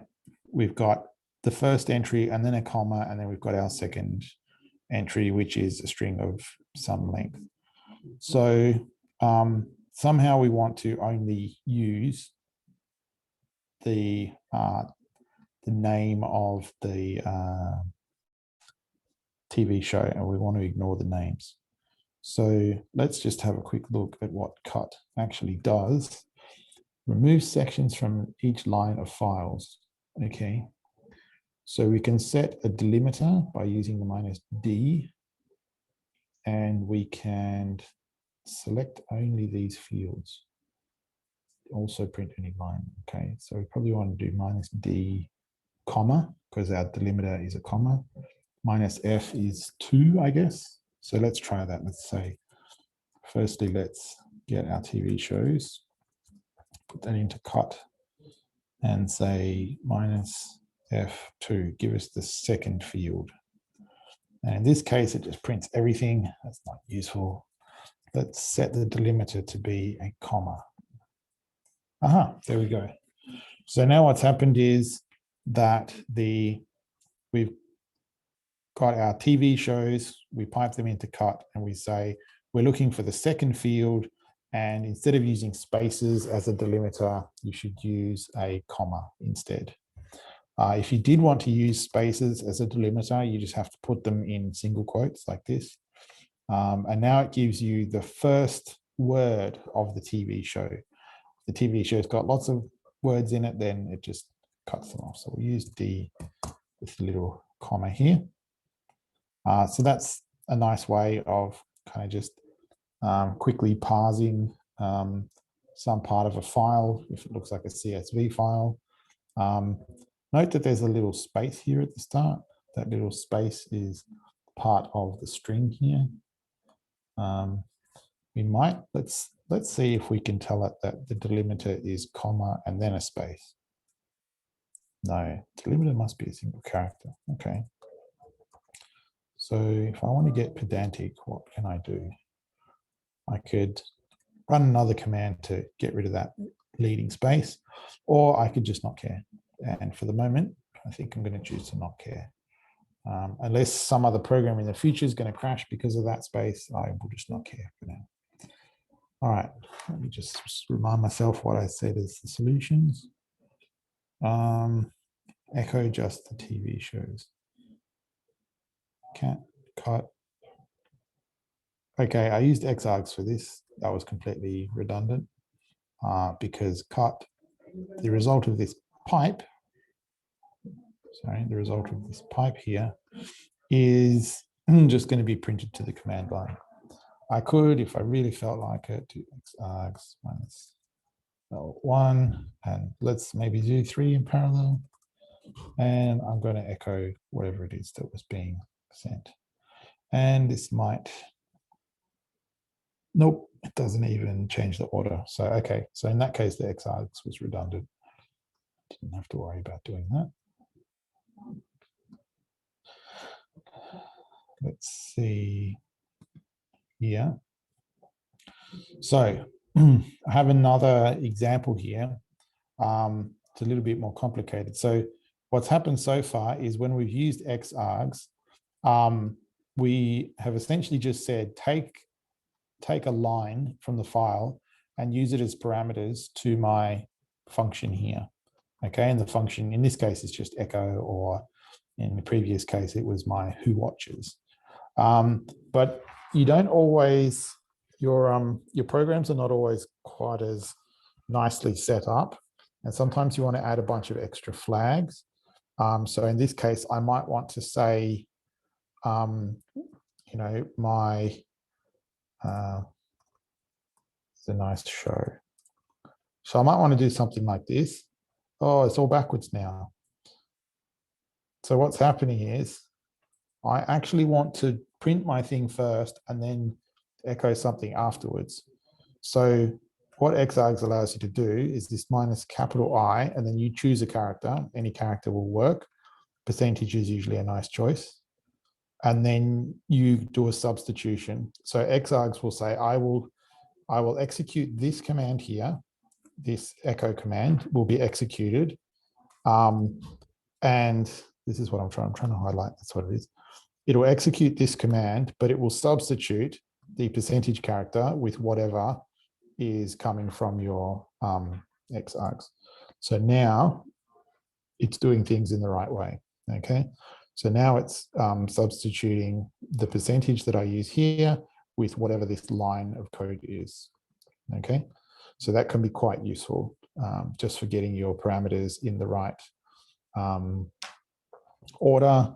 Or let's see if we go back to maybe if my watches show had something where I wanted to say echo the thing, okay, the command line, but then there's also extra options over here. And the extra option is, I don't know, in caps or something like that, just so that was an option to my code. If that was the syntax that I needed, then this is where the minus I and a percent sign can come in useful, because you can say, make the substitution here rather than at the end of my line, okay? Yeah. So you can see, yeah, it's substituted the whole line as the first entry. So it now thinks that this is the first entry and that this is the TV show. So in that case, it mixed it up a little bit, but I think you can see the point here. So I've now got a program which is just called myprog. So let's have a look. What does this do? This loops through. So $@ means all of the command line arguments. And now I'm looping through all of them and I'm echoing them individually, and then I'm going to go to sleep. So if I do myprog and this one, it should just print them one per line and then go to sleep. And it'll just use up as many of these command line options as I've given it as possible. So let's see, what was the question? Each line of input, but I want some additional options. Yes, okay. So what we can do here, I'll just copy this for now. So the params.txt file contains just these 5 lines, and I'm going to pretend like these are meaningful and that they somehow represent a calculation or simulation that I want to do. And what I want to do is run my prog on them. And I think oh no, that works. Okay, so I want to run my prog. So let me just delete these to start with. So if I do it like this, what happens is it'll run my prog on each of the inputs.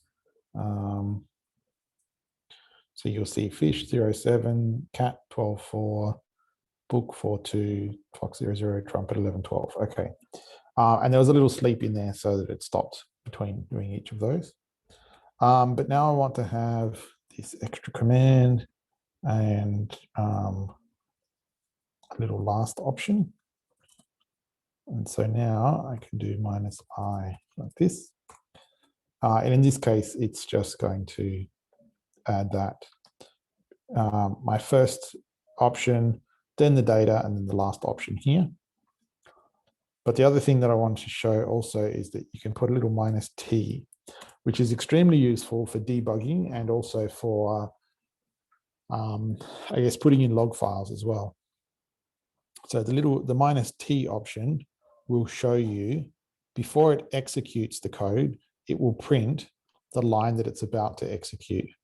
And this is really easy for debugging. So if you run your myprog program and it doesn't produce a lot of, doesn't print a lot of stuff, and it just gives you errors, or it is crashing or not giving the right results, the -t option is really good because you can see the command that was actually being run. It might be more useful if I said P1, so then it would only run one at a time, but at least you can see what's going on now. So I use this quite a bit in my scripts that I submit to supercomputers so that I can see line by line exactly what's being executed. And that way, if something breaks or dies, I can have I can copy and paste from the log file to recreate what was going on. The other thing that you might want to do is do set -x, which for some systems will default. So if I just more params.txt, didn't really work. So forget all of this, but if I do set -x on my Linux terminal, then when I type a command, it will echo that command before executing it. That's sort of another nice thing for logs. I noticed on my Windows machine when I was using Git Bash that I didn't just get this, I didn't just get that being echoed. I got a bunch of other stuff as well, like all of these things got echoed every single line, which actually just ended up making things a bit more complicated than they needed to be. But anyway, on a supercomputer running a Linux system, set -x can be quite useful. Anyway, bit of a side note there. Just to note that the percentage character is convenient to use because typically you won't be using percentage in any of the program names or parameters or anything like that. But it can actually be any character. So I could use a character which is a W, and then I do the substitution like this. The only thing in there is it's a little bit harder to read, and of course it's likely that W is a letter that I'll use in my command. So if you're using a percentage in your program somewhere, you might want to choose some different character. Maybe a hash will work better. Oh no, hash gets interpreted by bash in weird ways. Okay, there's a comment character. Yeah, I'm not really sure what else would be a good idea. Maybe a question mark. Yeah, that works. So you can use any character you like. Alrighty. So hopefully with that little piece of knowledge, you can take away and start to do some of this high level parallelization or job packing. So on your local computer, you're probably only going to get a factor of few improvement because you've only got a few cores. But if you're using a system like, for example, the Pawsey Zeus cluster on the work queue there, I think you can have up to 28 cores on a single node.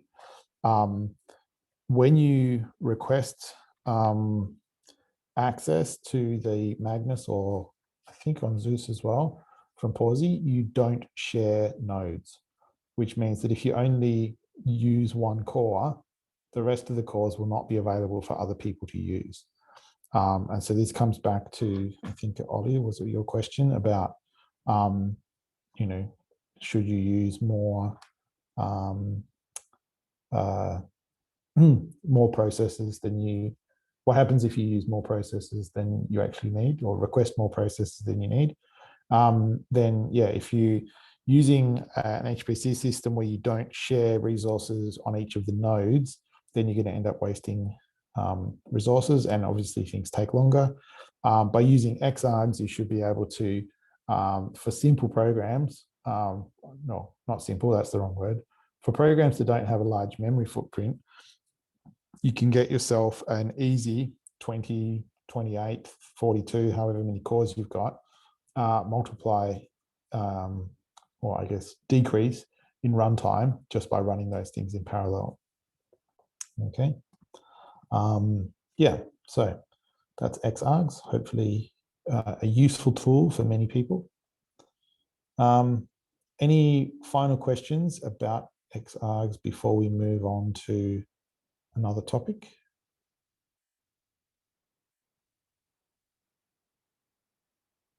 Nope. All right. Well, the final thing that I wanted to talk about was containers. So containers aren't necessarily a way for you to get a performance increase. There is a small overhead in performance when you're running a program from within a container. The overhead is as small as the vendors can possibly make them, but it's not zero. So if you remember, I think Adam's talk a couple of weeks ago now, I think he was showing a plot of, you know, energy use per versus wall time or something like that for jobs that you're running. And there was, you know, the bit of a discussion about whether you should run single core or multiple core jobs. But I think his takeaway from that was more that the more virtualization you have, the more overhead there is in the work that you're doing. And containers are another sort of virtualization layer, or at least another layer between your code running and the actual computer chips doing the work. Like I said, the overhead is small. However, there is an advantage when you consider your whole workflow. So if you're thinking about your workflow end to end, you're currently running it, let's say you're currently running it on your laptop computer. You get it to a state where you've done a bit of optimization because you think some of the code was running slowly, and you're at a point where you think, really all I need now is to just throw 100 cores at this, or I need this to run on a supercomputer and just leave it for a month to run. That's great, but one of the problems can be is that the software and the environment setup that you have on your laptop or desktop will be different from the supercomputer. And whilst you might be able to use their, like maybe they've got a module system that allows you to load particular pieces of software, there'll be some, you know, setup changes, there'll be some configuration changes that'll bite you. And so containerization is a really good way to kind of avoid having to install and maintain software on somebody else's computer, okay?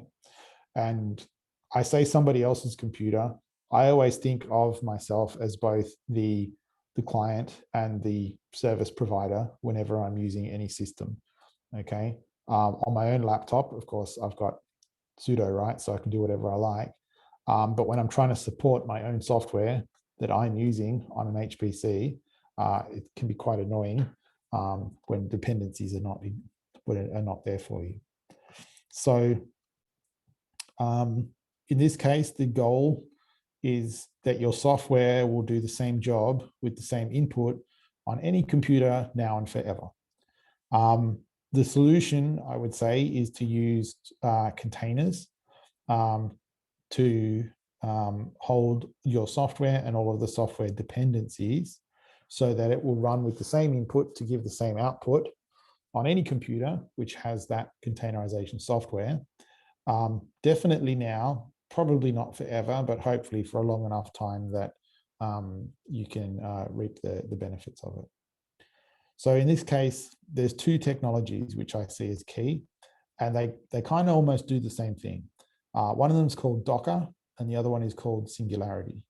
Docker is something that you've probably either used for yourself on your own computer, if you've experienced it at all. Docker, it's fairly easy to build containers, and you can use it on any computer where you have root access. Because you need root access to use Docker, and particularly because the within the Docker container, when you run code, you're essentially running it as the root user. That means that there's some pretty squarely security issues that come up, which for your own computer you don't care about because it's you using your own computer. But for sysadmins of HPCs, they definitely do not want anybody ever with root access apart from, the actual admin user.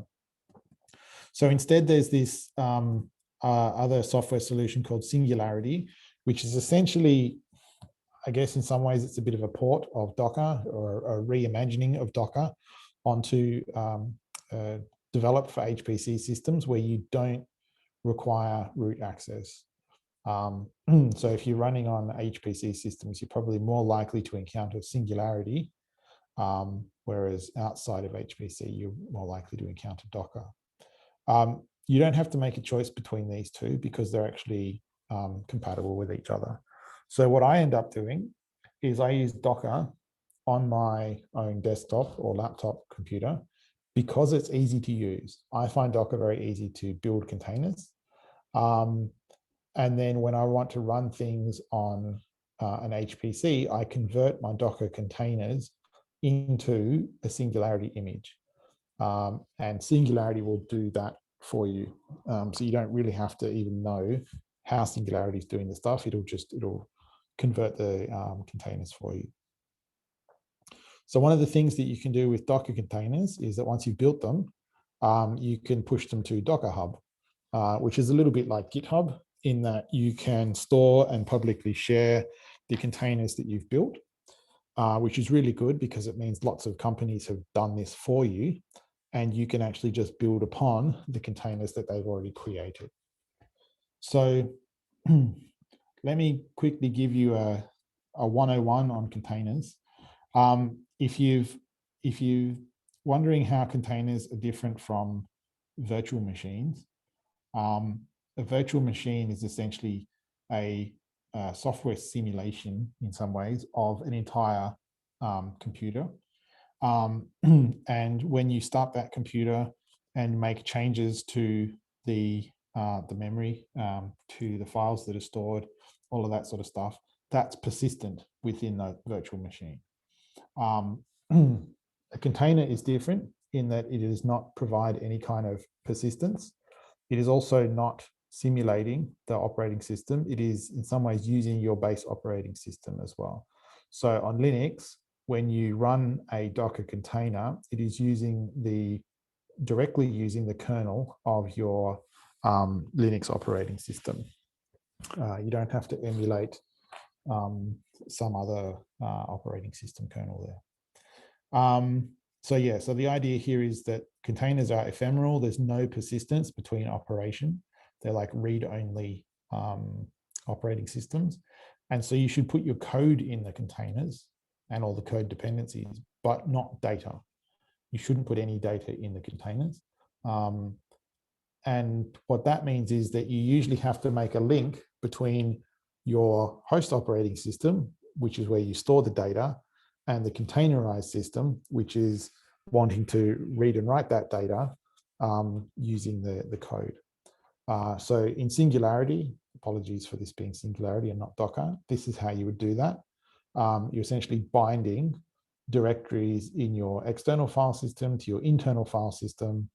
Then when the container runs, it says every time I'm writing to home inside the container, I'm actually writing to this directory, which is outside the container.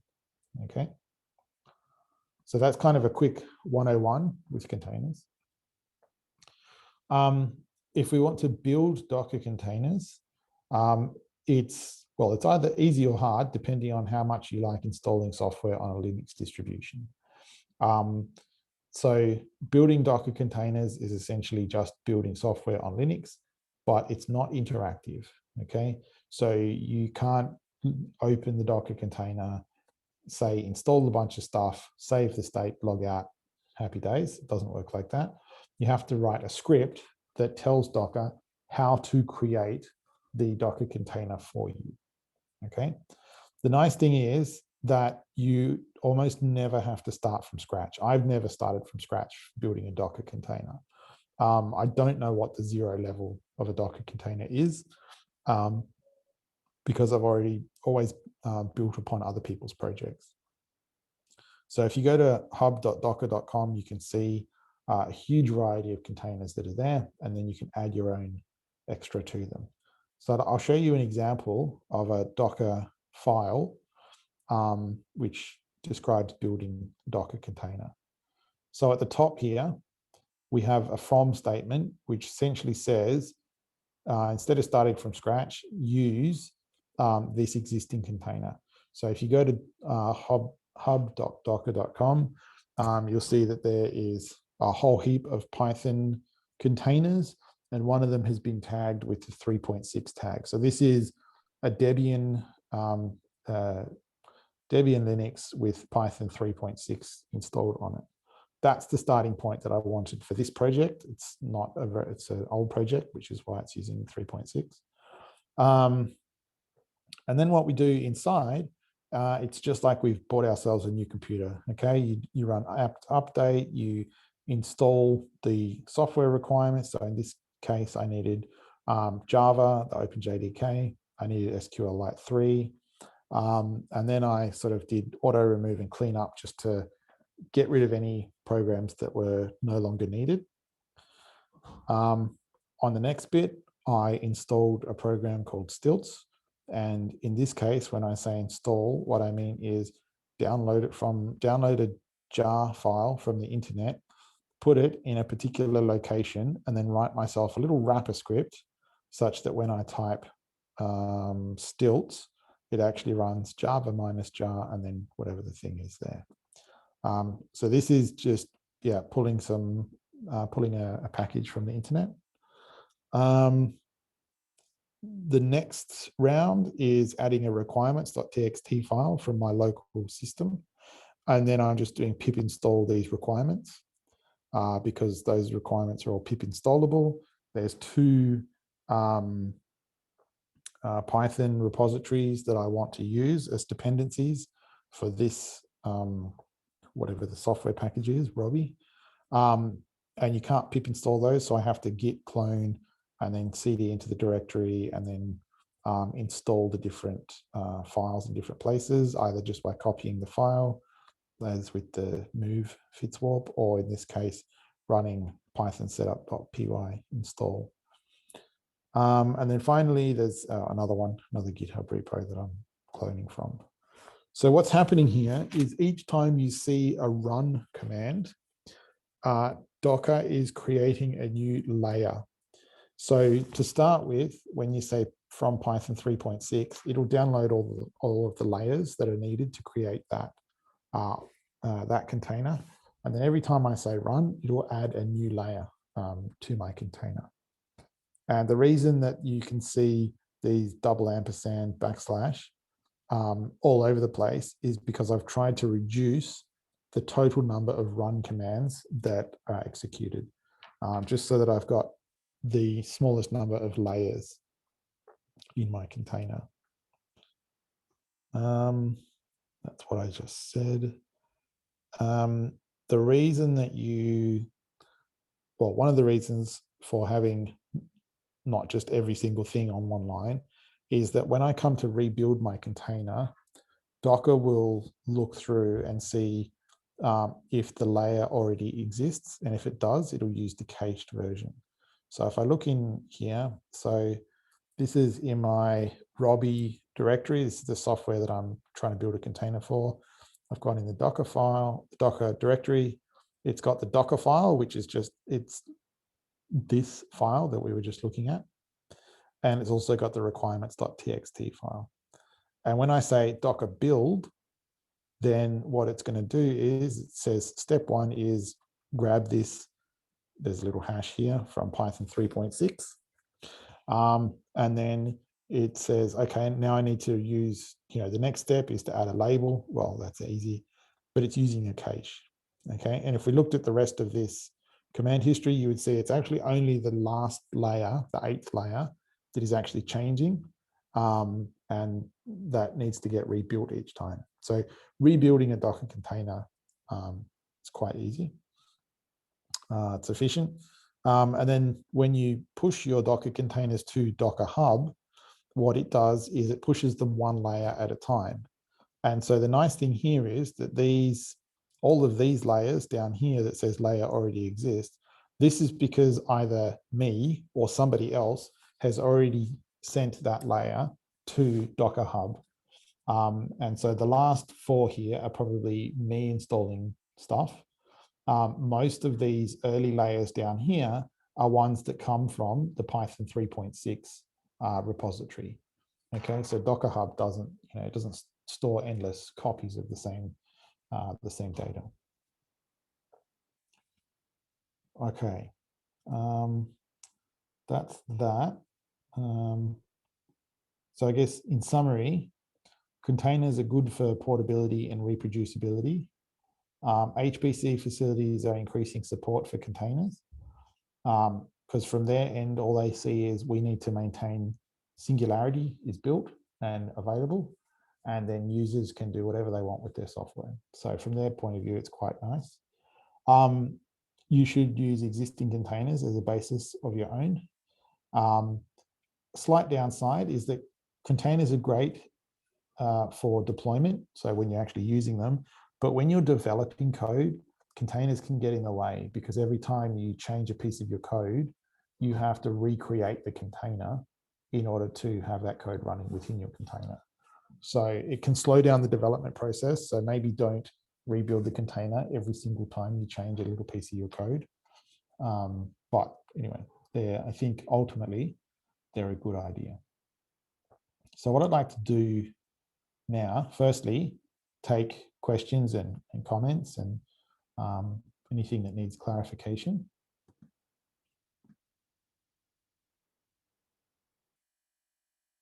Nope, everybody's fine. No questions. Okay. All right. So what I'd like to do is start an activity. So I was considering requiring everybody to install Docker on their computers, but that's a little bit mean because it's not it can be easy to install, but it can also be a pain in the bum. So what we're going to do instead is we're going to use this play with Docker. So if we go to docker.com/playwithdocker, scroll down a little bit, we'll see they've got some tutorials and learning resources here. And we're going to do this one, which says lab environment. So if everybody can navigate to there, it says get started, log in. If you have a Docker account, you can just press Docker. Looks like I've already got one. I don't know if you can see, it's actually popped up a different window for me to log in. You can sign up with like a Google or GitHub or some other kind of ID if you'd like to. Anyway, so we can start this play with Docker. So what I'd like to do is for people to get to this session here. It might take a minute or two if you need to sign up to a new account. So I'll give you that little bit of time. If anybody's having issues, let me know.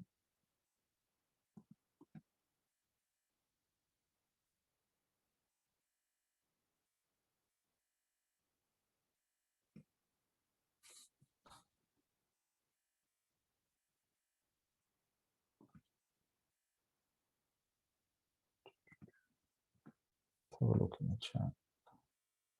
Nope. Seems to be okay.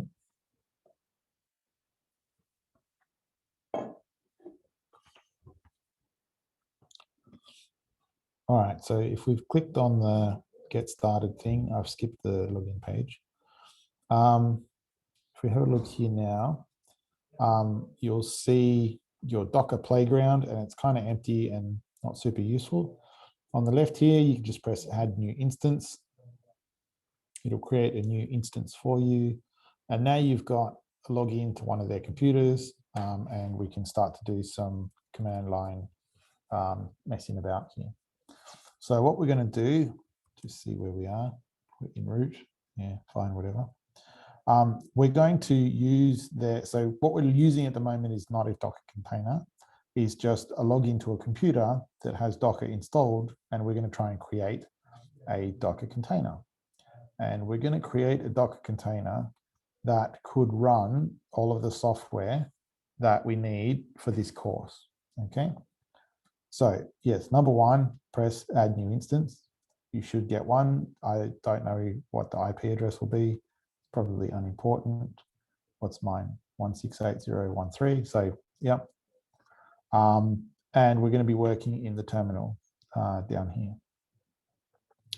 And the first task is to just make a Docker file. So if we just create an empty file, so let's touch Docker file. Yes, there's a Docker file. And then we're going to edit that Docker file. Unfortunately, Emacs is not installed, and I can't be bothered installing it for myself. So I'm just going to use VI to open my empty file. If people get endlessly lost with VI, just mash escape a whole bunch of times. Usually gets you back to where you need to be. Let me get back to the slides. Okay. So open a Docker file. Let's start. So we want to create a container with Python 3.9 is going to be our starting point. And we're going to install the things we need for the workshop. So the things that we probably need are Git, if it's not already there. And we also want pip. And we want this requirements.txt file. Okay. So I'm going to just scroll back a little bit. We can remind ourselves of the format.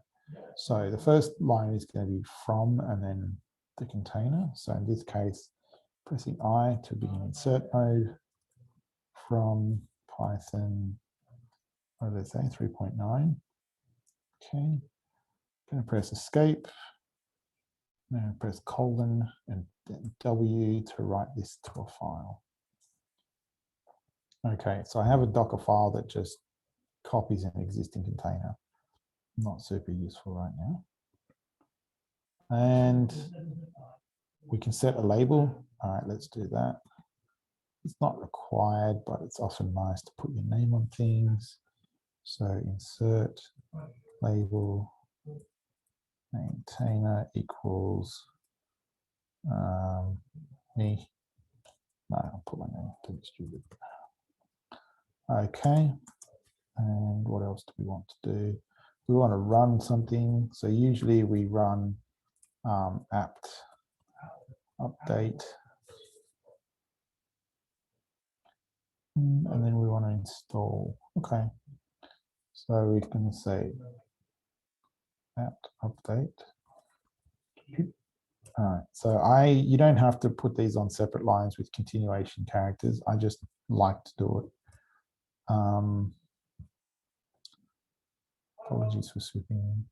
Yeah, install. I'm going to do that one. Apt install -y, as in just assume yes to the answer all the questions. I want Git to be installed. I want Python. I want pip to be installed as well. I think that's how we do it. I write myself an answers sheet. We only need to install Git because Python 3.9 container already has Python available. So let's just leave it at that. I'll press escape, colon, W, Control Z to put it in the background. Just double check that my Docker file's got stuff in it. Yeah, it does. Okay. So this is a super basic Docker file. It's just going to install Git on top of Python 3.9. So let's go back, make the Docker file. Yes. Okay. Build the container. So here's the important bit. So we're going to say Docker build, and then -t gives it a tag. And I'm just going to call it MyPython. And I'm going to give it a version number, version 1. And then after that, I can either write Docker file or just put dot, and Docker knows to look for the Docker file in this current directory. So if I press all of that, it takes a little bit of time, and you can see what it's doing now is it's pulling these different layers. Okay, so step 1 of 3, it's the layers that it's pulling now are all the ones that are required for the Python 3.9 container. So we'll just wait for a little bit. Downloaded, it's just extracting them. And then we should see step 2 is setting the label, which takes no time. And then step 3 is running apt update and install. And so now you get all of the familiar text, which is looking for repositories. Don't worry about the thing where it says don't have a CLI interface. It's all fine. Git is already at the newest version. Oh, okay, I didn't even need to do that. Fantastic. And now what we have is a Docker container. Where is it? We have to type Docker images. And it tells me these are the images that exist. So there's the Python image with tag 3.9. And there's just a hash for the image ID. This was created 3 weeks ago by someone else, and it's this large. I have also created one called MyPython, and I've tagged it with version 1, created 20 seconds ago, and it's this big. Okay. So we could use that container now if we wanted to. So there was no errors. Things worked fine. What I want to know is if pip is available. So what I'm going to do is run this container. So if I do docker run -ti, which means you want a terminal and you want it to be interactive. And then you have to say, I want MyPython version 1. And I'm just going to run the bash command within the Docker container. So it takes a little bit of time. And now you can see I'm now the root user in whatever this thing here is. This is the running container image. You will all probably get different text in there, but just don't worry about that. It's fine. So what did I want to do? I wanted to check if pip was available. So pip, does that work? Just thinking about it. Yeah, pip works. Okay, so I don't need to install pip. That's all good. So no errors so far, but it's not complete because I don't have this requirements.txt. I haven't installed all of those things. So if I ran Python and then said import numpy, oh, the module's not available. So let me Control D out of that and out of that one, back to my root. Now what I want is to get that, I want to get that requirements.txt file. I could try and copy and paste it, but I find an easier way is just to clone the Git repo. So I'm coming here, Git cloning the Git repo. I'm just going to say Git clone this repo into my current directory. That'll probably fail because it's got stuff in there. All right, I'll just do that. And now we should see that I've got my Green Computing School directory. So let's just copy the requirements.txt file out of that into our current directory. And we've got requirements.txt. Let's have a look what's in it. Jupyter Lab, NumPy, SciPy, line profile, and new profile. And a little to-do, which I never got around to because it wasn't required. Okay, so let's go back into our Docker container. So my VI session was in the background, so I'll just bring it back to the foreground. And now what I want to do, oops, I'm in the wrong node. Okay, now I want to add requirements.txt to the container. So add is kind of like a copy command. It's copying it from the outside file system to the inside file system. So if we go back to the slides, you can see where I've done that here. So here, add requirements.txt to the container, and then I want to run pip install. Okay, so let's do that. Next one is run pip install -r requirements.txt. That right? Yeah, that's the right syntax. All right, so let's save that. Escape out, :w, save, and I'm going to Control Z again. So now I want to rebuild my container. So let's just scroll back through the history, find my Docker build command. This time when I build it, I'm going to call it version 2. I don't want to overwrite the old one just yet. Okay. So now you can see what happens as we build this container.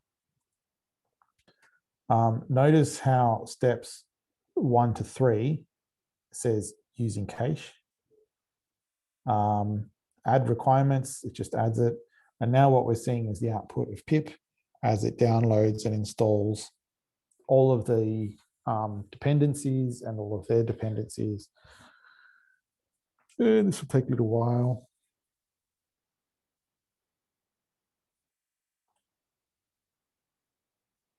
Looks like it's finished collecting. It's just putting everything back into place. So as typical with Python, you tell it to install 5 modules and installs 50 modules. But that's fine because it makes things work. All right, well, I know it's complete now. Running pip as root will break. Yeah, it doesn't matter. You'll tend to see these kinds of warnings about being a root user whenever you're building with Docker. For the most part, if they're warnings, you can just ignore them. All right, so now if I look at Docker images, should be able to see, there we go. So there's my Python version 1, which has just got Git. And then there's my Python version 2, which has all of these extra Python dependencies installed. So you can see the size of the image has gone up from 900 megabytes to 1.34 gigabytes. Okay, because that's all the stuff that was downloaded by Python. I'm not sure whether pip cleaned up after itself and chucked things out of temporary directories. But anyway, I'm not concerned about the image size at the moment. So now we've got a container that has all of the things in it that we want. So let's have a look. Has all of the requirements. Okay. Yeah, we did all of that. We've built the container, we rebuilt it, it now has everything that we want. Now we want to run the container. So the thing that we're going to do now is run the Jupyter notebook from that container. So in order to do that, so let me just show you what I've done. So if we do Docker run -p, so this -p is binding ports. So that's saying inside the container, you have a port of 4/8, and I want to bind that to the same port on the outside of the container. So by default, the containers are very well isolated from your operating system, and you have to explicitly open ports for like HTTP connections. But you also, if you're wanting to bind it to file systems, you have to do that explicitly as well. And that's a feature, that's not like a side effect, it's deliberate. So we want to run the image, which is called MyPython. And in this case, I didn't make any mistakes, so this is just version 2. And then inside the container, we want to run the command Jupyter lab. And this will break the first time I do it, but I still want you to just to show you what's happening. So I'm going to run Jupyter lab from within the container. And you'll see that Jupyter starts and then stops. And it says running as root is not recommended. Use allow root to bypass. So I'm just going to take that piece of advice and say allow root. The other thing that I'm going to do is I'm going to set the IP mask, I guess it is, to be 4 zeros, which means that this Jupyter Lab session will allow connections from anywhere, not just from the local system. And that's what you need to do in order to be able to connect to that Jupyter notebook from outside the Docker container. So if we run this, it should now not complain. In fact, what it should do is tell me I've now got a Jupyter server that is running, and it's running at this web address. Now, unfortunately, because we're not running this on our local machine, we have, oh, look at that, it's actually already worked. So here, notice that this IP has already opened this port for me. Okay, this wasn't lit up before. If I click on this, this will actually connect me to the, whatever this node 1 machine is. It'll connect me to that machine on port quadruple 8. And so if everything's gone right, we should see a Jupyter Lab notebook. It won't let us in because you don't know the password token. That's fine, because I can copy paste it from here. So let's copy paste that and put it in here. And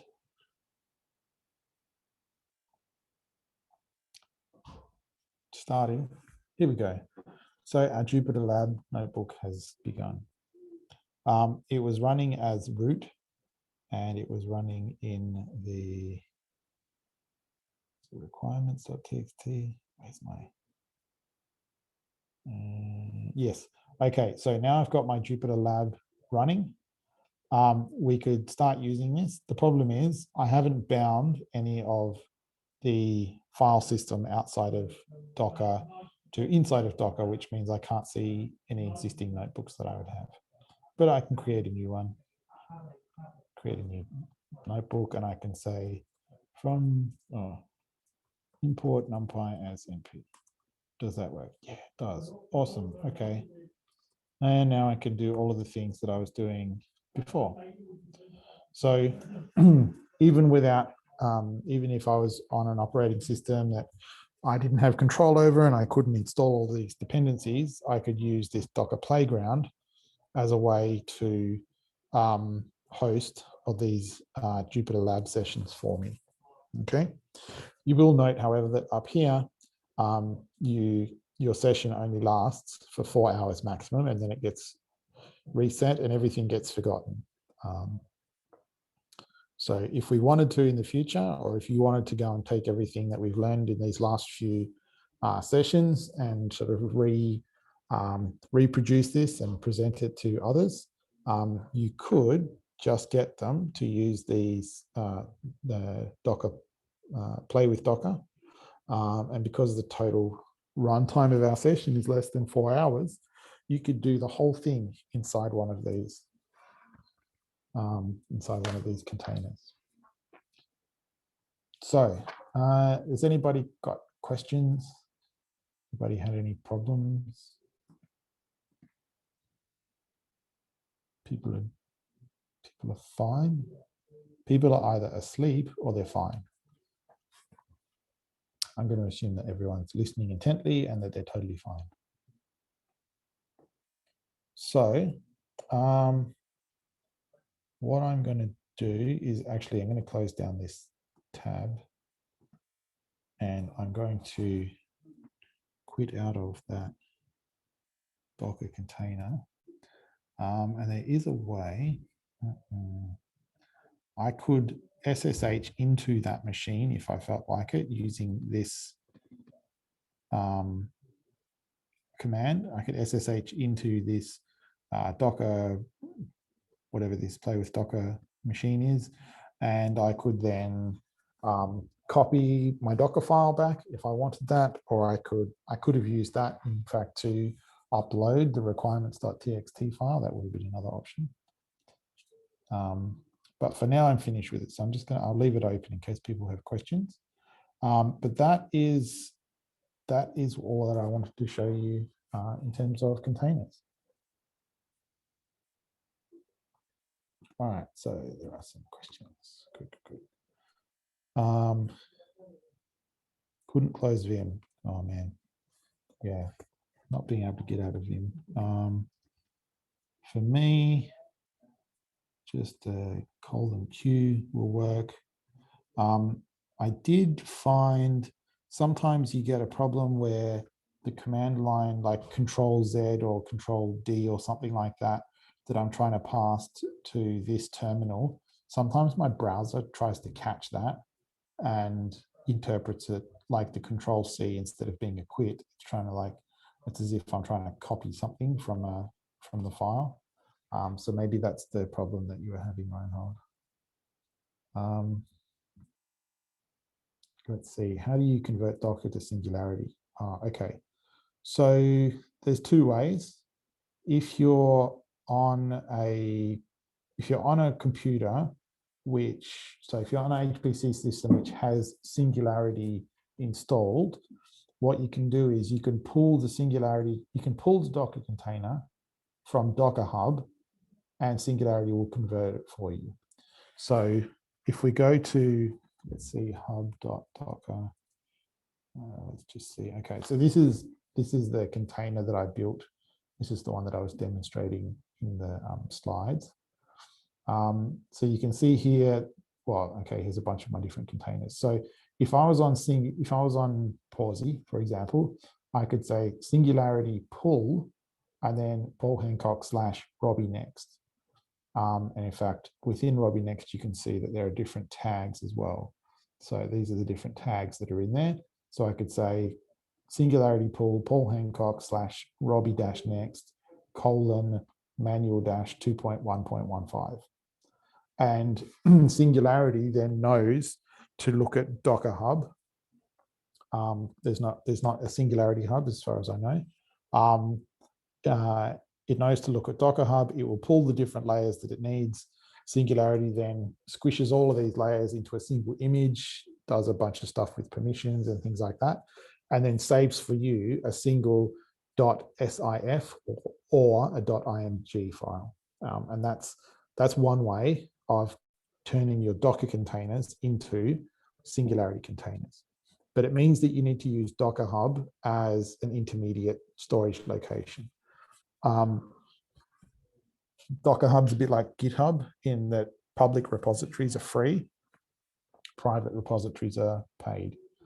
So if you have code that you have built in a container and you don't want other people to be able to see, let's say, the source code, or you're not yet willing to release it into the wild, you could have Singularity installed on your local machine, and there's a way to tell Singularity to look at Docker on your local machine. I find that when I tried to do that, I couldn't really get Singularity installed properly, probably because my OS is too old. It all got a bit too difficult. But there is this kind of little magic command that I use. Let me show you. So if I now go to my GitHub repo for Robbie, and I go into the Docker container, I have a file here that's called rebuild. And okay, so this is what you would do. So from Singularity, you would say this, Singularity pull, and then from Docker Hub. That's what I was saying before. There is another way of doing it. Oh, I haven't uploaded it here. Okay, what do you mean?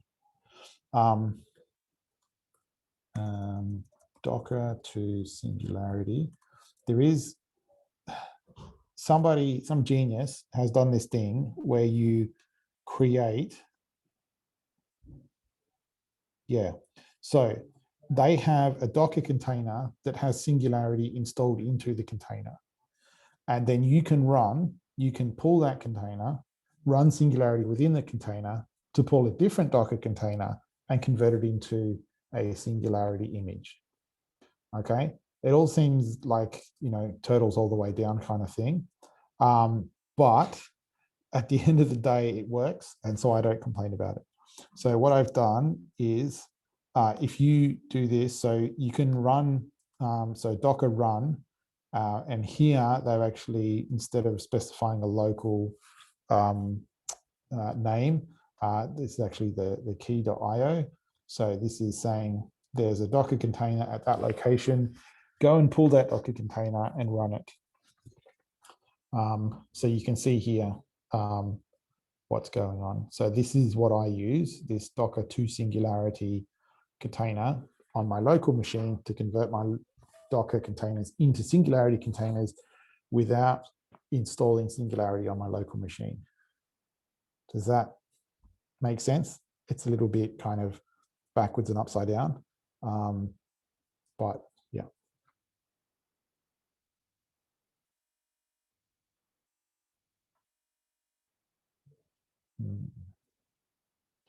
So hang on, let me see. Just trying to filter past the Vim comments for now.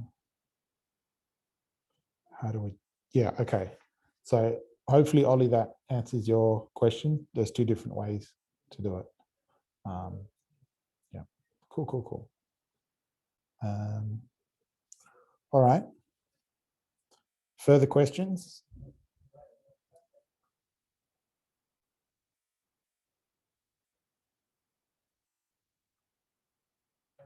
How do you use a container on a supercomputing environment? Okay, so if I was on Magnus, they have a module system. So I just say module load. Let's spell it properly. Singularity. I'd say module load Singularity. Obviously, this won't work here.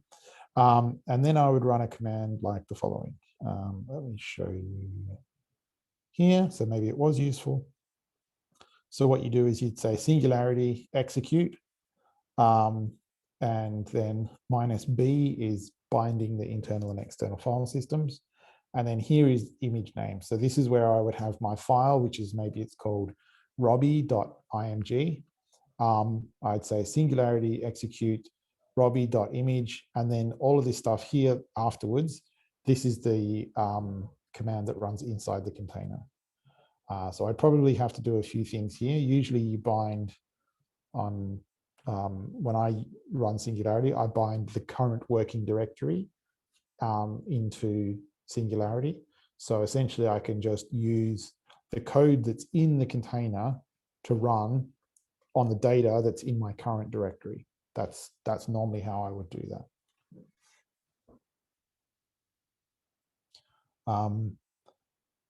There's a whole bunch of other things that you can do in terms of binding various directories here and there. But I think if you're running it on a supercomputer system and things get a bit too complicated, you can just ask the help desk for help, because running Singularity commands is very easy for them, something that they installed. So yeah. All right, thanks, Ollie. Thanks for your questions and attention. Thank you, everybody, I should say, for your questions and attention. I hope this has been useful to you. I'm happy to hang around for longer if people have more questions that they'd like to ask.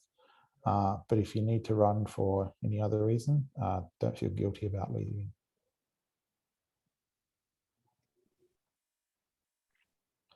I might stop my share. Just wanted to echo what people have been saying in the chat. Paul and Rebecca, thank you very, very much for the wonderful tutorials. I'm sure people have enjoyed them a lot, and I see other comments echoing that. So thanks a lot for preparing all of this for us, and also thanks a lot to Isabel for recording this for the people who couldn't join. So it's really great to have that information around. Thank you. Excellent. And yeah,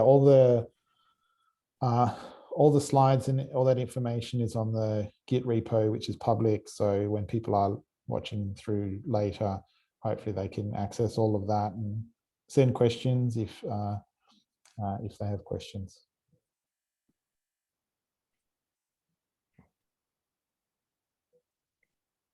It sounds like there may not be any more questions right now. Maybe people still need to digest this a bit, but thanks very much again. Yep. And hopefully see everybody soon in the real world.